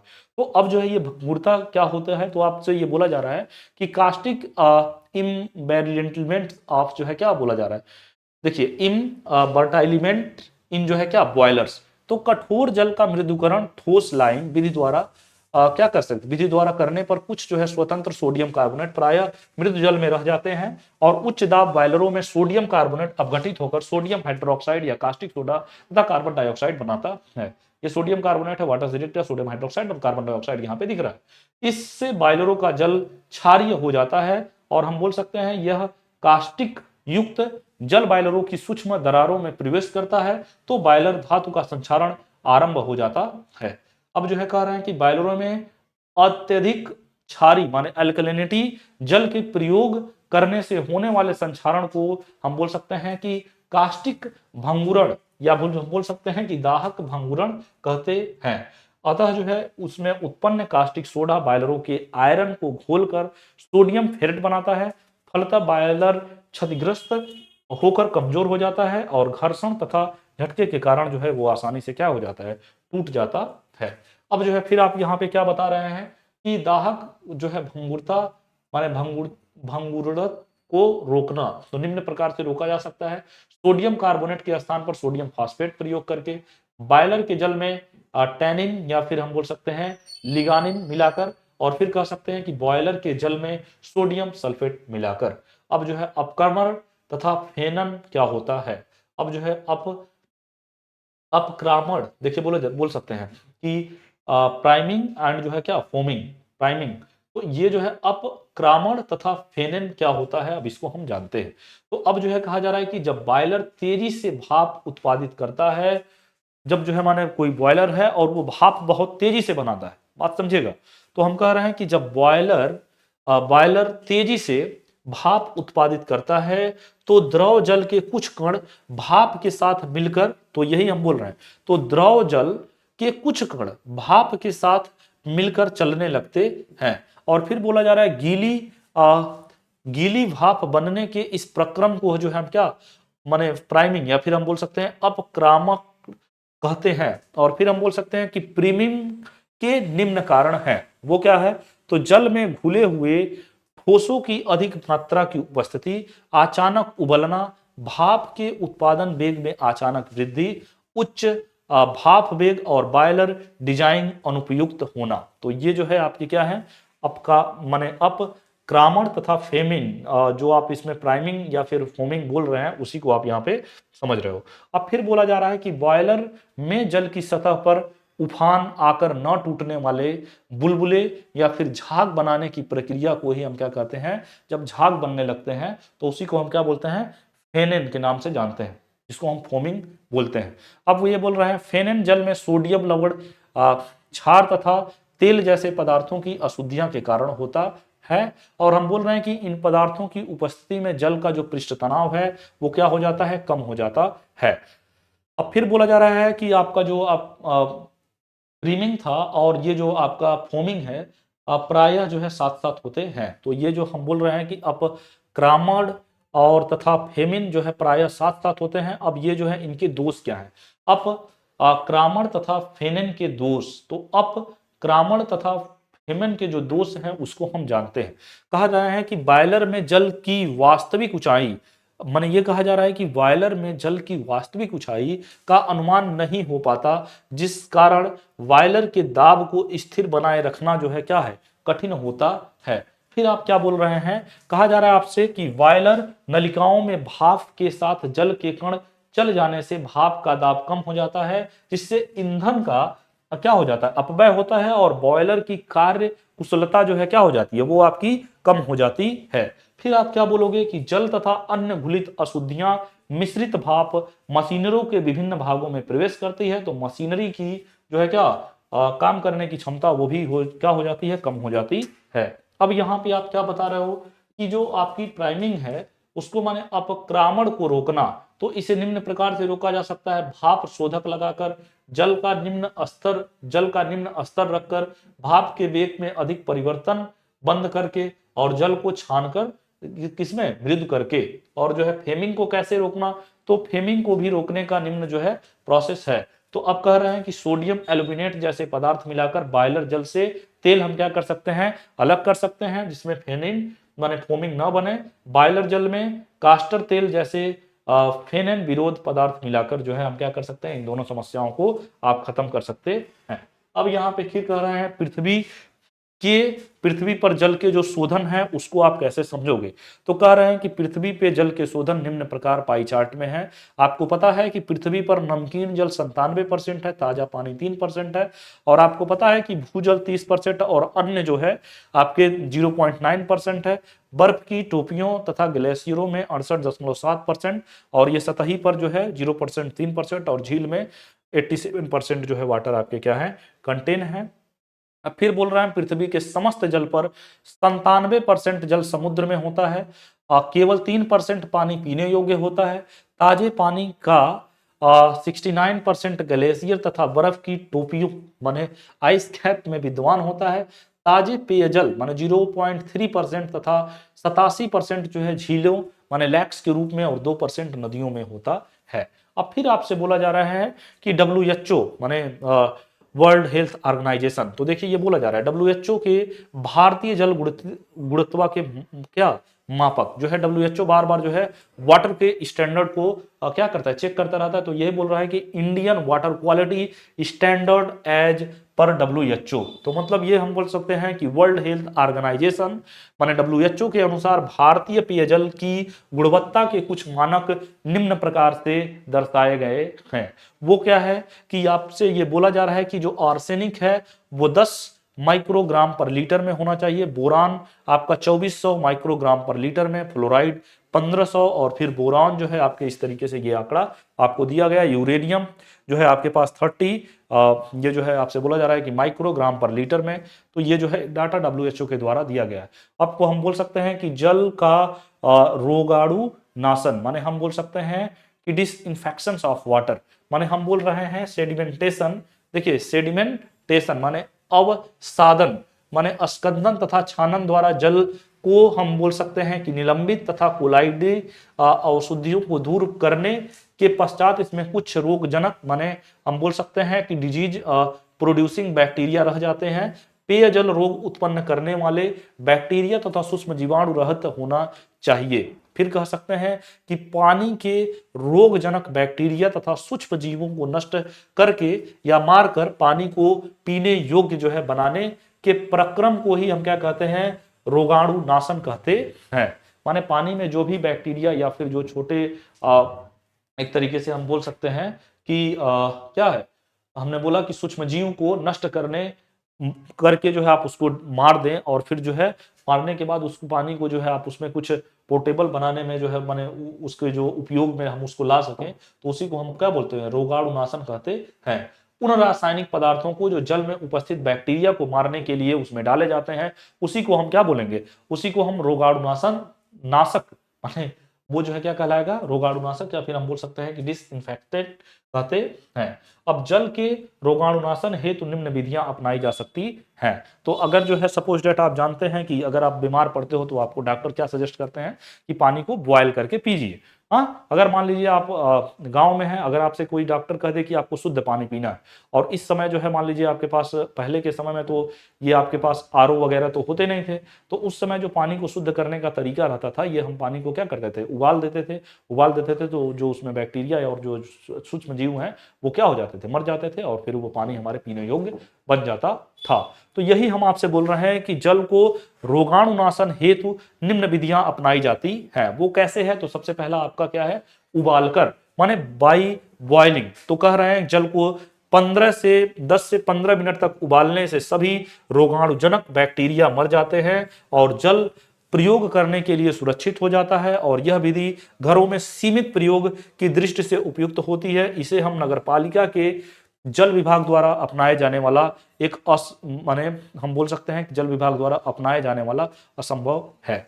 फिर यहाँ पे क्या बोल रहे हैं कि हम बोल सकते हैं कि क्लोरेमिन द्वारा वाले माने क्लोरेमाइन के थ्रू जल, आप जानते हैं कि जल में हम बार बार समय समय पर जो है क्या डालते हैं, क्लोरीन पाउडर मिलाते रहते हैं। तो ये कहा जा रहा है कि इस विधि में जल को रोगाणुनाशन हेतु जो है क्लोरेमिन द्वारा किया जाता है। क्लोरीन अमोनिया को हम बोल सकते हैं, क्लोरीन अमोनिया को आयतन की दृष्टि से 2:1 के अनुपात में मिलाने पर क्लोरोमीन जो है, ये बोल सकते हैं क्लोरोमीन की जो फार्मूला होगा ClNH2 बनती है। अब हम बोल रहे हैं क्लोरोमीन अकेली क्लोरीन से अधिक अच्छी बैक्टीरिया नाशक है और अधिक देरी तक काम करता है। इस वजह से हम क्लोरीन ना के डाल के जो है क्या डालेंगे, क्लोरोमीन डालते हैं। तो क्लोरोमीन ClNH2 को वाटर में डालते हैं तो ये जो है HOCl और NH3 जो है रोगाणुनाशक की तरह काम करता है। अब फिर यहाँ पे क्या बता रहा है, क्लोरोमीन उपचारित जल में अच्छा जो है क्या स्वाद देता है। माने क्लोरोमीन उपचारित जल का जो स्वाद होता है, वो टेस्ट होता है, वो अच्छा होता है। अगर क्लोरीन होगा तो जो है वो अच्छा टेस्ट नहीं देता, महकता है बहुत ज्यादा, आप उसको माने पी नहीं सकते हो, उसको आप ड्रिंक नहीं कर सकते हो। इसकी अधिक मात्रा जो है क्या रुचिकर माने हम बोल सकते हैं कि गंध, इरिटेटिंग ऑर्डर्स माने जो उसका स्मेल होता है वो इरिटेट करता है भी नहीं देती है। अतः आजकल जल के रोगाणुनाशन हेतु जो है हम क्या बोल सकते हैं, क्लोरोमीन उपयोग में लाई जाती है। तो इस तरीके से ये जो है आप उसको क्या कर रहे हैं, वाटर को शुद्ध कर रहे हैं। अब हम कह रहे हैं ब्रिंजक चूर्ण द्वारा माने ब्लीचिंग पाउडर मिलाकर। तो आपसे ये बोला जा रहा है छोटे जल गृह में लगभग 1 किलोग्राम ब्रिंजक चूर्ण पूर्णतः जो है क्या बोला जा रहा है 1000 किलोलीटर जल में मिलाकर जल को कुछ घंटों तक बिना छेड़े हम क्या करने देते हैं, रहने देते हैं। और रासायनिक अभिक्रिया के फलस्वरूप बनने वाले हाइड्रोक्लोरस अम्ल और फिर बोला जा रहा है प्रबल जो है जीवाणुनाशक होते हैं। तो ये जो है कैल्शियम क्लोराइड है, देखिए सॉरी ब्लीचिंग पाउडर आपके पास है CaOCl2 और ये वाटर के साथ मिला तो कैल्शियम हाइड्रोक्साइड, और ये क्लोरीन जो है आपका अलग हुआ है। फिर यहाँ पे क्लोरीन है वाटर के साथ तो HCl, और जो है ये आपका हाइड्रोक्लोरिक अम्ल जो है जो आपको यहाँ पे HOCl मिल रहा है। फिर इसी को जो है आप जम्स जो जीवाणुओं को ये मार दे रहा है, इससे वो जो है क्या हो जा रहा है, मर जा रहे हैं। ब्रिंजक चूर्ण की जीवाणु हनन क्रिया करके हम जो है बोल सकते हैं क्लोरीन उपलब्ध कराने के कारण होता है। अब जो है हानियां का क्या है, तो हम बोल सकते हैं कि ब्रिंजक चूर्ण माने ब्रिंजक चूर्ण कहने का मतलब ब्रिंजक चूर्ण और ये CaOCl2 जल में कैल्शियम छोड़ता है, इस कारण जल अधिक कठोर हो जाता है। फिर आप जो है क्या बोल सकते हैं कि रखा रहने पर विरंजक चूर्ण निरंतर जो है अपघटित होता रहता है, जिससे यह खराब हो जाता है। अतः प्रयोग करने से इससे पहले इसमें प्रभावी क्लोरीन की मात्रा जो है विश्लेषण कर लेना चाहिए। फिर आपसे ये बोला जा रहा है क्या, कि ये बोला जा रहा है इसकी अधिक मात्रा प्रयोग करने से जल में बुरा स्वाद और गंध उत्पन्न हो जाता है और इसकी गणित मात्रा उपयोग में लानी चाहिए। अब फिर यहाँ पे आप क्या बताओगे, तो आपको ये बोला जा रहा है कि ओजोन द्वारा, बाय ओजोन प्रोसेस, तो अब कह रहे हैं ओजोन गैस एक अच्छा रोगाणुनाशन होता है। यह ठंडी तथा शुष्क ऑक्सीजन में वैद्युत विसर्ग माने साइलेंट इलेक्ट्रिक डिस्चार्ज प्रवाहित करके बनाई जाती है। जैसे ओजोन है आपका, ये ऑक्सीजन है, शांत विद्युत विसर्ग करा के इसको आपने क्या किया, ओजोन फॉर्म किया, और ओजोन अत्यधिक अस्थायी होने के कारण अपघटित होकर नवजात ऑक्सीजन बना देता है। नवजात ऑक्सीजन माने नेसेंट ऑक्सीजन, माने इस तरीके से ये होता है, ठीक ना। तो इस तरीके से आपसे बोला जा रहा है यह नवजात ऑक्सीजन प्रबल ऑक्सीकारक होता है। यह सभी बैक्टीरियाओं को मार देता है और जल में उपस्थित कार्बनिक पदार्थों को ऑक्सीकृत कर देता है। और इसकी जो है कुछ हानियां भी हैं, तो वो हानियां क्या है, यह विधि बहुत खर्चीली होने के कारण नगरपालिका जल अप्रयाग के जल के रोगाणुनाशन हेतु उपयोग में नहीं लाता है, ठीक ना। अब फिर यहाँ पे क्या आप बता रहे हो कि वो जो इसके जो लाभ हैं, वो तो हानियां आपने देखा, लाभ इसके क्या है, तो ओजोन के द्वारा रोगाणुनाशन क्लोरीन की अपेक्षा जो है महंगा होता है, परंतु यह साथ में रंग गंध तथा कोई अवशेष नहीं छोड़ता है। और यह जो है बोल सकते हैं कि यह अस्थायी होने के कारण ऑक्सीजन में अपघटित हो जाता है, अतः इसकी अधिक मात्रा जो है हानिकारक भी नहीं होती है। अब फिर आप यहाँ पे बोल रहे हैं क्लोरीनीकरण द्वारा, माने बाई क्लोरीनेशन के थ्रू। अभी जो है एक आपने क्लोरीन देखा था, अब यहाँ पे हम क्लोरीनीकरण के थ्रू देख रहे हैं। तो जल के लिए क्लोरीन एक आदर्श जीवाणुनाशक होता है। क्लोरीन गैस हम बोल रहे हैं या फिर सांद्र विलयन के रूप में हाइड्रोक्लोरस अम्ल बनाती है, जो प्रबल जीवाणुनाशक होता है। तो यहाँ पे ये आपको दिख रहा है कि वाटर में आप क्लोरीन पाउडर को ऐड कर रहे हो तो HCl और जो है हाइपोक्लोरस अम्ल बना दे रहा है, और हाइपोक्लोरस अम्ल बैक्टीरिया को क्या कर देता है, मार देता है। अब हम कह रहे हैं कि क्लोरोकरण की विधियां, माने क्लोरीनीकरण की जो है विधियां आप किस तरीके से की कार्य विधि कैसे काम करता है। पहले यह धारणा थी कि क्लोरीन एक रोगाणुनाशक जो है प्रकृति नवजात मुक्त होने के कारण होता है, जो हानिकारक जीवाणुओं को ऑक्सीकृत कर देता है। बट अब आपसे बोला जा रहा है कि क्लोरीन की रोगाणुनाशन क्षमता को प्रभावित करने वाले कुछ कारण है। सबसे पहले क्या है, आपसे बोला जा रहा है संपर्क अवधि। क्लोरीन द्वारा जीवाणुओं को नष्ट करने की दर समय के साथ कम हो जाती है। और फिर हम बोल सकते हैं कि जल का जो तापक्रम है, तो आप ये बोलोगे क्लोरीन द्वारा जीवाणुओं की मृत्यु दर जल का तापक्रम बढ़ाने के साथ साथ बढ़ती है। फिर आप बोल रहे हैं कि जल का पीएच मान, क्लोरीन द्वारा जीवाणुओं की मृत्यु दर जल की जो है 5 से, हम बोल रहे हैं कि 5 से 6 पीएच पर अत्यधिक होता है। अब जो क्लोरीनीकरण है उनके जो है आप कुछ लाभ देख लोगे, तो कहा जा रहा है कि क्लोरीन द्वारा जीवाणु हनन के निम्न लाभ हैं। यह अधिक प्रभावी तथा अल्प व्ययी विधि है। अब हम बोल रहे हैं कि यह निम्न तथा उच्च सभी तापमानों पर उपयोग में लाया जा सकता है। क्लोरीन के संग्रहण माने स्टोरेज में बहुत कम या बहुत कम स्थान की आवश्यकता होती है। क्लोरीन अस्थायी होने के कारण रखी रहने पर खराब नहीं होता है, और इसमें जो है उपचारित जल के लवणों की अशुद्धियां उत्पन्न नहीं होती हैं। तो इस तरीके से यह पाठ होगा। अब क्लोरीनीकरण की हानियां भी जो आप कुछ देखेंगे, तो क्लोरीन की अधिकता में जल में रुचिकर गंध तथा अस्वाद जो है माने स्वाद उत्पन्न हो जाता है। और क्लोरीन के अधिक में आंखों तथा नाकों की म्यूकस झिल्लियों में जलन माने इरिटेशन होने लगता है। और यह विधि जो है 6.5 पीएच से कम पर अधिक प्रभावी और उच्च पीएच पर कम प्रभावी होता है। इसके अतिरिक्त प्राकृतिक जल का कीटाणुनाशक पराबैंगनी किरणें द्वारा तथा हम बोल सकते हैं कि प्रतिलोम प्रासरण द्वारा भी क्या किया जाता है। अब यहाँ पे जो है जो आप प्रतिलोम या फिर विपरीत प्रासरण है, रिवर्स ऑस्मोसिस है, उसको थोड़ा सा समझेंगे। अब रिवर्स ऑस्मोसिस को आप कैसे समझेंगे, तो आपसे ये बोला जा रहा है कम सांद्रण वाले घोल से घोलक माने विलायक के अर्धपारगम्य झिल्ली माने सेमी परमेबल मेम्ब्रेन में किसी अधिक सांद्रता वाले विलयन की जो है क्या स्वेच्छा पूर्वक बहने की घटना को ही हम क्या बोलते हैं, ऑस्मोसिस कहते हैं। आप इसको समझेंगे। इस बाह्य दाब को जो किसी वन में अर्धपारगम्य झिल्ली में को घोलक में प्रवेश को रोकने के लिए घोलक पर लगाए जाते हैं, उसको हम परासरण दाब माने ऑस्मोटिक प्रेशर भी कहते हैं।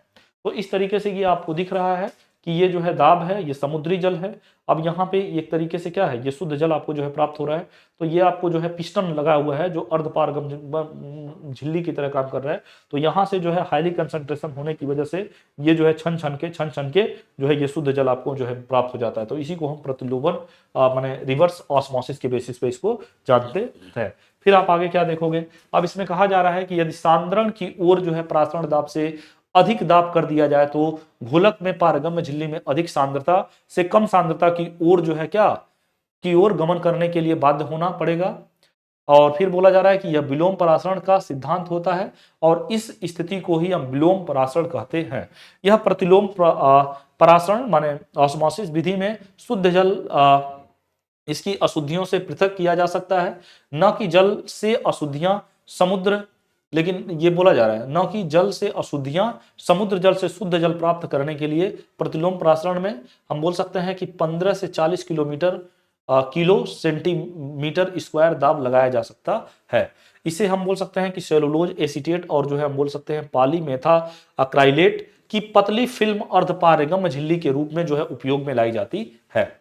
अब जो है ये हम बोल सकते हैं कि प्रतिलोम परासरण के जो है कुछ लाभ है, उसको कैसे समझेंगे। तो इससे जल में उपस्थित आयनिक और ये हम बोल सकते हैं अनायनिक कोलाइडल तथा उच्च अणुभार वाले कार्बनिक पदार्थ सरलता से पृथक किए जा सकते हैं।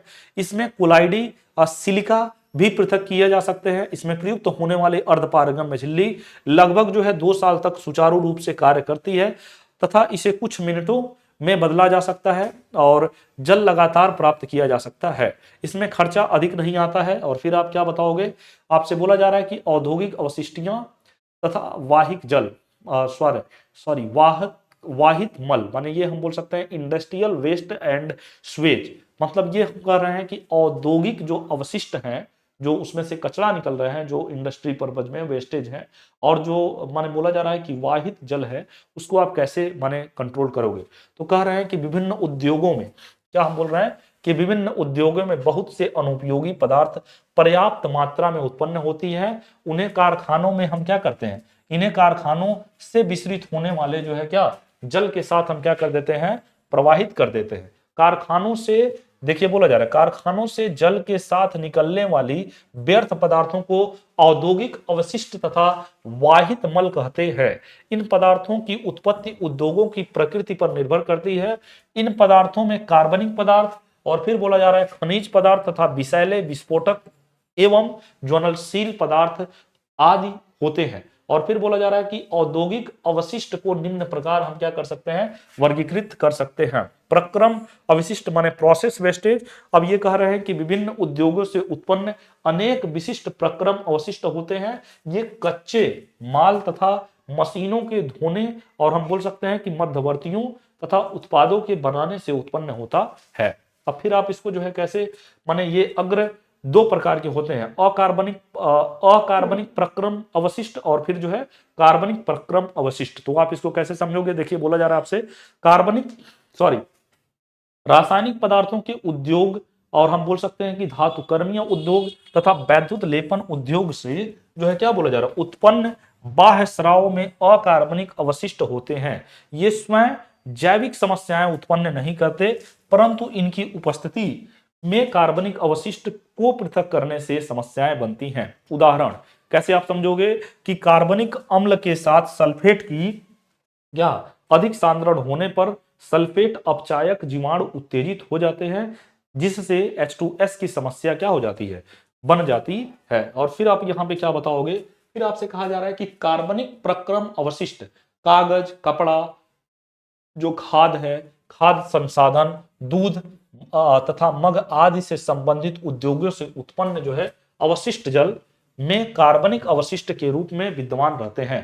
कार्बनिक अवशिष्ट को दूर करना प्रदूषण की प्रमुख जो है क्या है समस्या है। अब जो है कुछ रासायनिक अवशिष्ट हैं, केमिकल वेस्टेज हैं, तो अम्ल, क्षार, विस्फोटक, रंजक, अपमार्जक और बोल सकते हैं कीटनाशी और हम बोल सकते हैं कवकनाशी तथा प्लास्टिक आदि के औद्योगिक निर्माण में बड़ी मात्रा में रासायनिक अवशिष्ट उत्पन्न होते हैं। अतः हम बोल सकते हैं कि इन्हें प्रायः इसमें उपस्थित पदार्थों की प्रकृति के अनुसार वर्गीकृत किया जा सकता है। अब नगर पालिका अवशिष्ट जल उपचार, माने हम बोल सकते हैं कि म्यूनिसिपालिटीज वेस्ट वाटर ट्रीटमेंट, माने उसका ट्रीटमेंट किस तरीके से होगा, तो नगर पालिकाओं द्वारा जन साधारण को पीने तथा घरेलू कार्य के आवश्यक जल की पूर्ति की जाती है। पीने योग्य पानी में निम्नलिखित मुख्य गुण होने चाहिए। सबसे पहले क्या, यह स्वच्छ एवं गंधहीन होना चाहिए, यह स्वाद में अच्छा होना चाहिए, इसमें रोग उत्पन्न करने वाले क्या बोले जा रहे हैं, जीवाणु नहीं होने चाहिए, और फिर बोला जा रहा है इसमें हाइड्रोजन, सल्फाइड जैसे आपत्तिजनक घुलित गैसें नहीं होनी चाहिए। तो ये जो है आपके हमने बोला कि कुछ जो है जो माने मुख्य गुण है पीने वाले पानी के, वो जो है आप मैंने बताए अब यहाँ पे। अब फिर आपसे बोला जा रहा है कि इसमें सीसा, आर्सेनिक, क्रोमियम तथा मैग्नीज के हानिकारक लवण नहीं होने चाहिए, और फिर बोला जा रहा है कि इसकी पीएच क्या होनी चाहिए, इसकी पीएच 8 से अधिक नहीं होनी चाहिए। इसमें जो है हम बोल सकते हैं कि धुंधलापन, या फिर हम बोल सकते हैं कि ट्रबिडिटी 10 ppm से अधिक नहीं होनी चाहिए, या मृदु एवं क्या होना चाहिए, ठंडा होना चाहिए। अब फिर हम आपसे बता रहे हैं कि नदी, झील, तालाब तथा ट्यूबवेल आदि विभिन्न स्रोतों से प्राप्त जल में घरेलू तथा औद्योगिक अवशिष्ट मिले रहते हैं। इस जल को निम्न प्रकार पीने योग्य बनाया जा सकता है।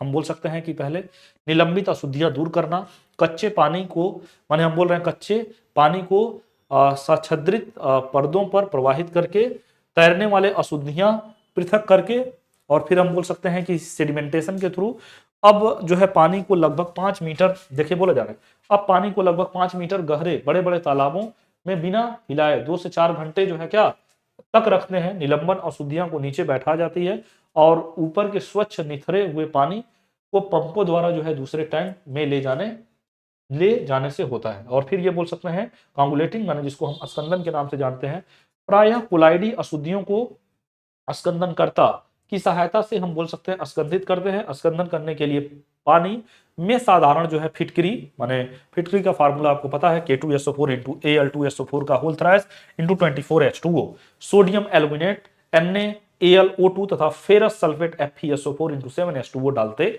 हैं। फिर आप जो है यहाँ पे क्या बताओगे, अब आपसे कहा जा रहा है कि जैव ऑक्सीजन मांग, माने ये जो है BOD, ये जो है आपका एक टॉपिक है, और एक अभी आप जो है टॉपिक देखोगे COD। तो ये दोनों टॉपिक जो है आपके लिए इंपॉर्टेंट है। तो ये जो है जो आप देख रहे हो बायोलॉजिकल ऑक्सीजन डिमांड, ये क्या है, और COD जो आपका यहाँ पे पढ़ोगे माने केमिकल ऑक्सीजन डिमांड, ये दोनों टॉपिक को कैसे आप समझोगे, आइए देखते हैं। तो जल में उपस्थित, देखिए इस टॉपिक को पढ़ना जरूरी है। तो आपसे बोला जा रहा है कि जल में उपस्थित सूक्ष्म जीव, हम बोल रहे हैं आपसे कि जल में उपस्थित, जल में जो है जो वाटर में उपस्थित जो माइक्रो लेवल के जीव हैं जो तो यही हमने बोला कि जल में उपस्थित सूक्ष्म जीव जल में विलेय ऑक्सीजन का उपयोग कर जल के कार्बनिक पदार्थों को खनिज पदार्थों में ऑक्सीकृत करते हैं। इससे जल प्रदूषण कम हो जाता है। अब जो है आप क्या बोलोगे कि जल के नमूने में विद्यमान कार्बनिक पदार्थ का सूक्ष्म जीव द्वारा 20 डिग्री सेल्सियस पर 5 दिन के पूर्ण क्या बोल सकते हैं, 5 दिन के पूर्ण ऑक्सीकरण करने के लिए ऑक्सीजन की जितनी मात्रा की आवश्यकता होती है उसी को हम क्या बोलते हैं, जैव ऑक्सीजन मांग, या फिर हम भी बोल सकते हैं कि BOD शॉर्ट में बायोलॉजिकल ऑक्सीजन डिमांड के नाम से जानते हैं। अब कहा जा रहा है कि इसे ppm या फिर मिलीग्राम प्रति लीटर में व्यक्त करते हैं, माने इसको हम जो है ppm या फिर मिलीग्राम प्रति लीटर में व्यक्त करते हैं। पीने के शुद्ध जल की जो आपका BOD है, माने जो पीने के शुद्ध जल की जो आपसे बोला जा रहा है कि जैव ऑक्सीजन मांग है वो 0.75 से 1.5 जो है मिलीग्राम प्रति लीटर जल होता है। अब जो है हम कह रहे हैं कि बायोलॉजिकल ऑक्सीजन डिमांड जो BOD का महत्व क्या है उसको हम समझते हैं। कह रहा है कि यह जल कायों में प्रदूषण की डिग्री के मूल्यांकन की एक अच्छी जो है क्या है विधि है।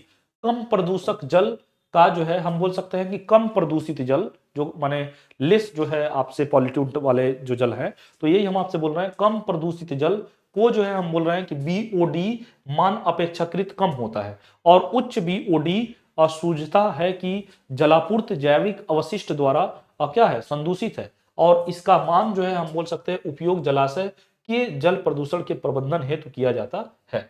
जैव ऑक्सीजन मांग माने जिसको हम बायोलॉजिकल ऑक्सीजन डिमांड जल प्रदूषण मापने में उपयोगी होता है। उदाहरणतः हम समझ सकते हैं कि यदि प्रदूषित जल की जैव ऑक्सीजन मांग हम कह रहे हैं कि 70 मिलीग्राम प्रति लीटर हो तो इससे पता चलता है कि सूक्ष्म जीव द्वारा प्रदूषित जल के 1 लीटर नमूने में हम क्या बोल रहे हैं, विद्यमान कार्बनिक पदार्थों के पूर्ण ऑक्सीकरण हेतु 70 मिलीग्राम ऑक्सीजन की आवश्यकता होती है। तो इसको इस तरीके से समझ सकते हैं। मैंने आपसे बोला था कि जल के नमूने में, हमने जस्ट आपसे बताया था, जल के नमूने में विद्यमान कार्बनिक पदार्थों की सूक्ष्म जीव द्वारा किसमें 20 डिग्री सेल्सियस पर 5 दिन के पूर्ण जो है क्या ऑक्सीकरण करने के लिए ऑक्सीजन की जितनी मात्रा की आवश्यकता होती है उसी को हम क्या बोलते हैं, जैव ऑक्सीजन डिमांड या बीओडी कहते हैं। और इसको जो है पीपीएम या फिर हम बोल सकते हैं मिलीग्राम में जो है माने डिनोट करते हैं। अब जो है केमिकल ऑक्सीजन डिमांड जो सीओडी है उसको कैसे समझोगे, तो देखिए इसको समझते हैं। ऑक्सीजन की वह मात्रा माने ये बताया जा रहा है, ऑक्सीजन की वह मात्रा जो जल में विद्यमान कार्बनिक एवं अकार्बनिक पदार्थों के, उसमें जो है जैव, इसमें कार्बनिक और अकार्बनिक पदार्थों के पूर्ण ऑक्सीकरण हेतु आवश्यक होती है, उसी को हम केमिकल ऑक्सीजन डिमांड कहते हैं। एक बार मैं पुनः इस डिफिनेशन को रिपीट कर रहा हूं। मैंने आपसे कहा कि ऑक्सीजन की वह मात्रा जो जल में विद्यमान माने ऑर्गेनिक और इनऑर्गेनिक सबस्टेंसों के पूर्ण ऑक्सीकरण हेतु आवश्यक होती है, उसी को हम रासायनिक ऑक्सीजन मांग कहते हैं। और फिर बोला जा रहा है कि इसे मिलीग्राम प्रति लीटर द्वारा हम क्या करते हैं, व्यक्त करते हैं। जल के नमूने का जो है जो सीओडी कॉर्ड ज्ञात करने के लिए उसे अम्लीय पोटेशियम डाइक्रोमेट द्वारा ऑक्सीकृत करते हैं। अतः बीओडी तथा सीओडी में मुख्य अंतर यह है कि बीओडी से जल के नमूने में विद्यमान कार्बनिक पदार्थ की मात्रा का पता चलता है, और जबकि सीओडी से जल के नमूने में विद्यमान कार्बनिक तथा अकार्बनिक दोनों प्रकार के जो है पदार्थ मिलने का पता चलता है। तो इस तरीके से इसमें जो है आप क्या कर सकते हो, डिफरेंस बता सकते हो। तो आज के क्लास के लिए हमारा इतना ही। तो ये वाटर में जो भी चीजें आपको बताई गई, माने आपको बहुत डीप में ले जाके सारी चीजें माने दोनों लेक्चर में समझाया गया है। इतने डीप में एक्चुअल में आपके एग्जाम में पूछा नहीं जाएगा। जो जो इंपॉर्टेंट टॉपिक है वाटर्स के थ्रू, जो आपका जैसे बीओडी क्या है, सीओडी क्या है, और फिर जो है वाटर में जो है वाटर को आप किस तरीके से, आप जो सॉफ्ट वाटर था, हार्ड वाटर था, हाँ माने वाटर के जो हार्डनेस किस वजह से होते हैं। फिर आपने देखा था कि वाटर की जो हार्डनेस होती है वो बेसिकली 2 टर्म में आपने को रिलेट किया था, टेम्पररी हार्डनेस और परमानेंट हार्डनेस। और फिर जो है आपसे ये बोला गया था कि जो आपका टेम्पररी हार्डनेस है उसको बॉयल करके जो है आप हटा सकते हैं, लेकिन जो आपका परमानेंट हार्डनेस ऑफ वाटर है उसको जो है आप 2 टेक्निक से जो है माने आप अलग अलग टेक्निक से जो है उसको हटा सकते हैं। फिर आपने जो है जो हार्डनेस ऑफ वाटर है उसको जो है एक तरीके से मेजर करने के लिए आपने ईडीटीए प्रोसेस और जो है ओ हेनरी मेथड कोई भी रीत को सीखा। फिर जो है आपसे ये बताया गया कि ये जो है माने किस तरीके से आप जो हार्ड वाटर है उसको सॉफ्ट वाटर में कन्वर्ट करोगे, उसके भी कई सारे स्टेप बताए गए। फिर उस स्टेप को देखते देखते आपने जो है देखा कि हमारे जो है जो माने वाटर का आप जब सॉफ्ट वाटर में उसको कन्वर्ट कर रहे हो तो उसके क्या यूज हैं, क्या जो है हानियां हैं, क्या डिसएडवांटेजेस हैं, वो सारी चीज़ें आपको एक एक करके समझाई गई। तो आप जो है इस क्लास को मैंने आगे जो भी आपके इसमें पार्ट हैं उसको अच्छे से देख लोगे। कोई भी डाउट होगा वो आप कमेंट के थ्रू आप हमसे पूछ सकते हो, ठीक ना। तो आज के क्लास के लिए इतना ही। Thank you class.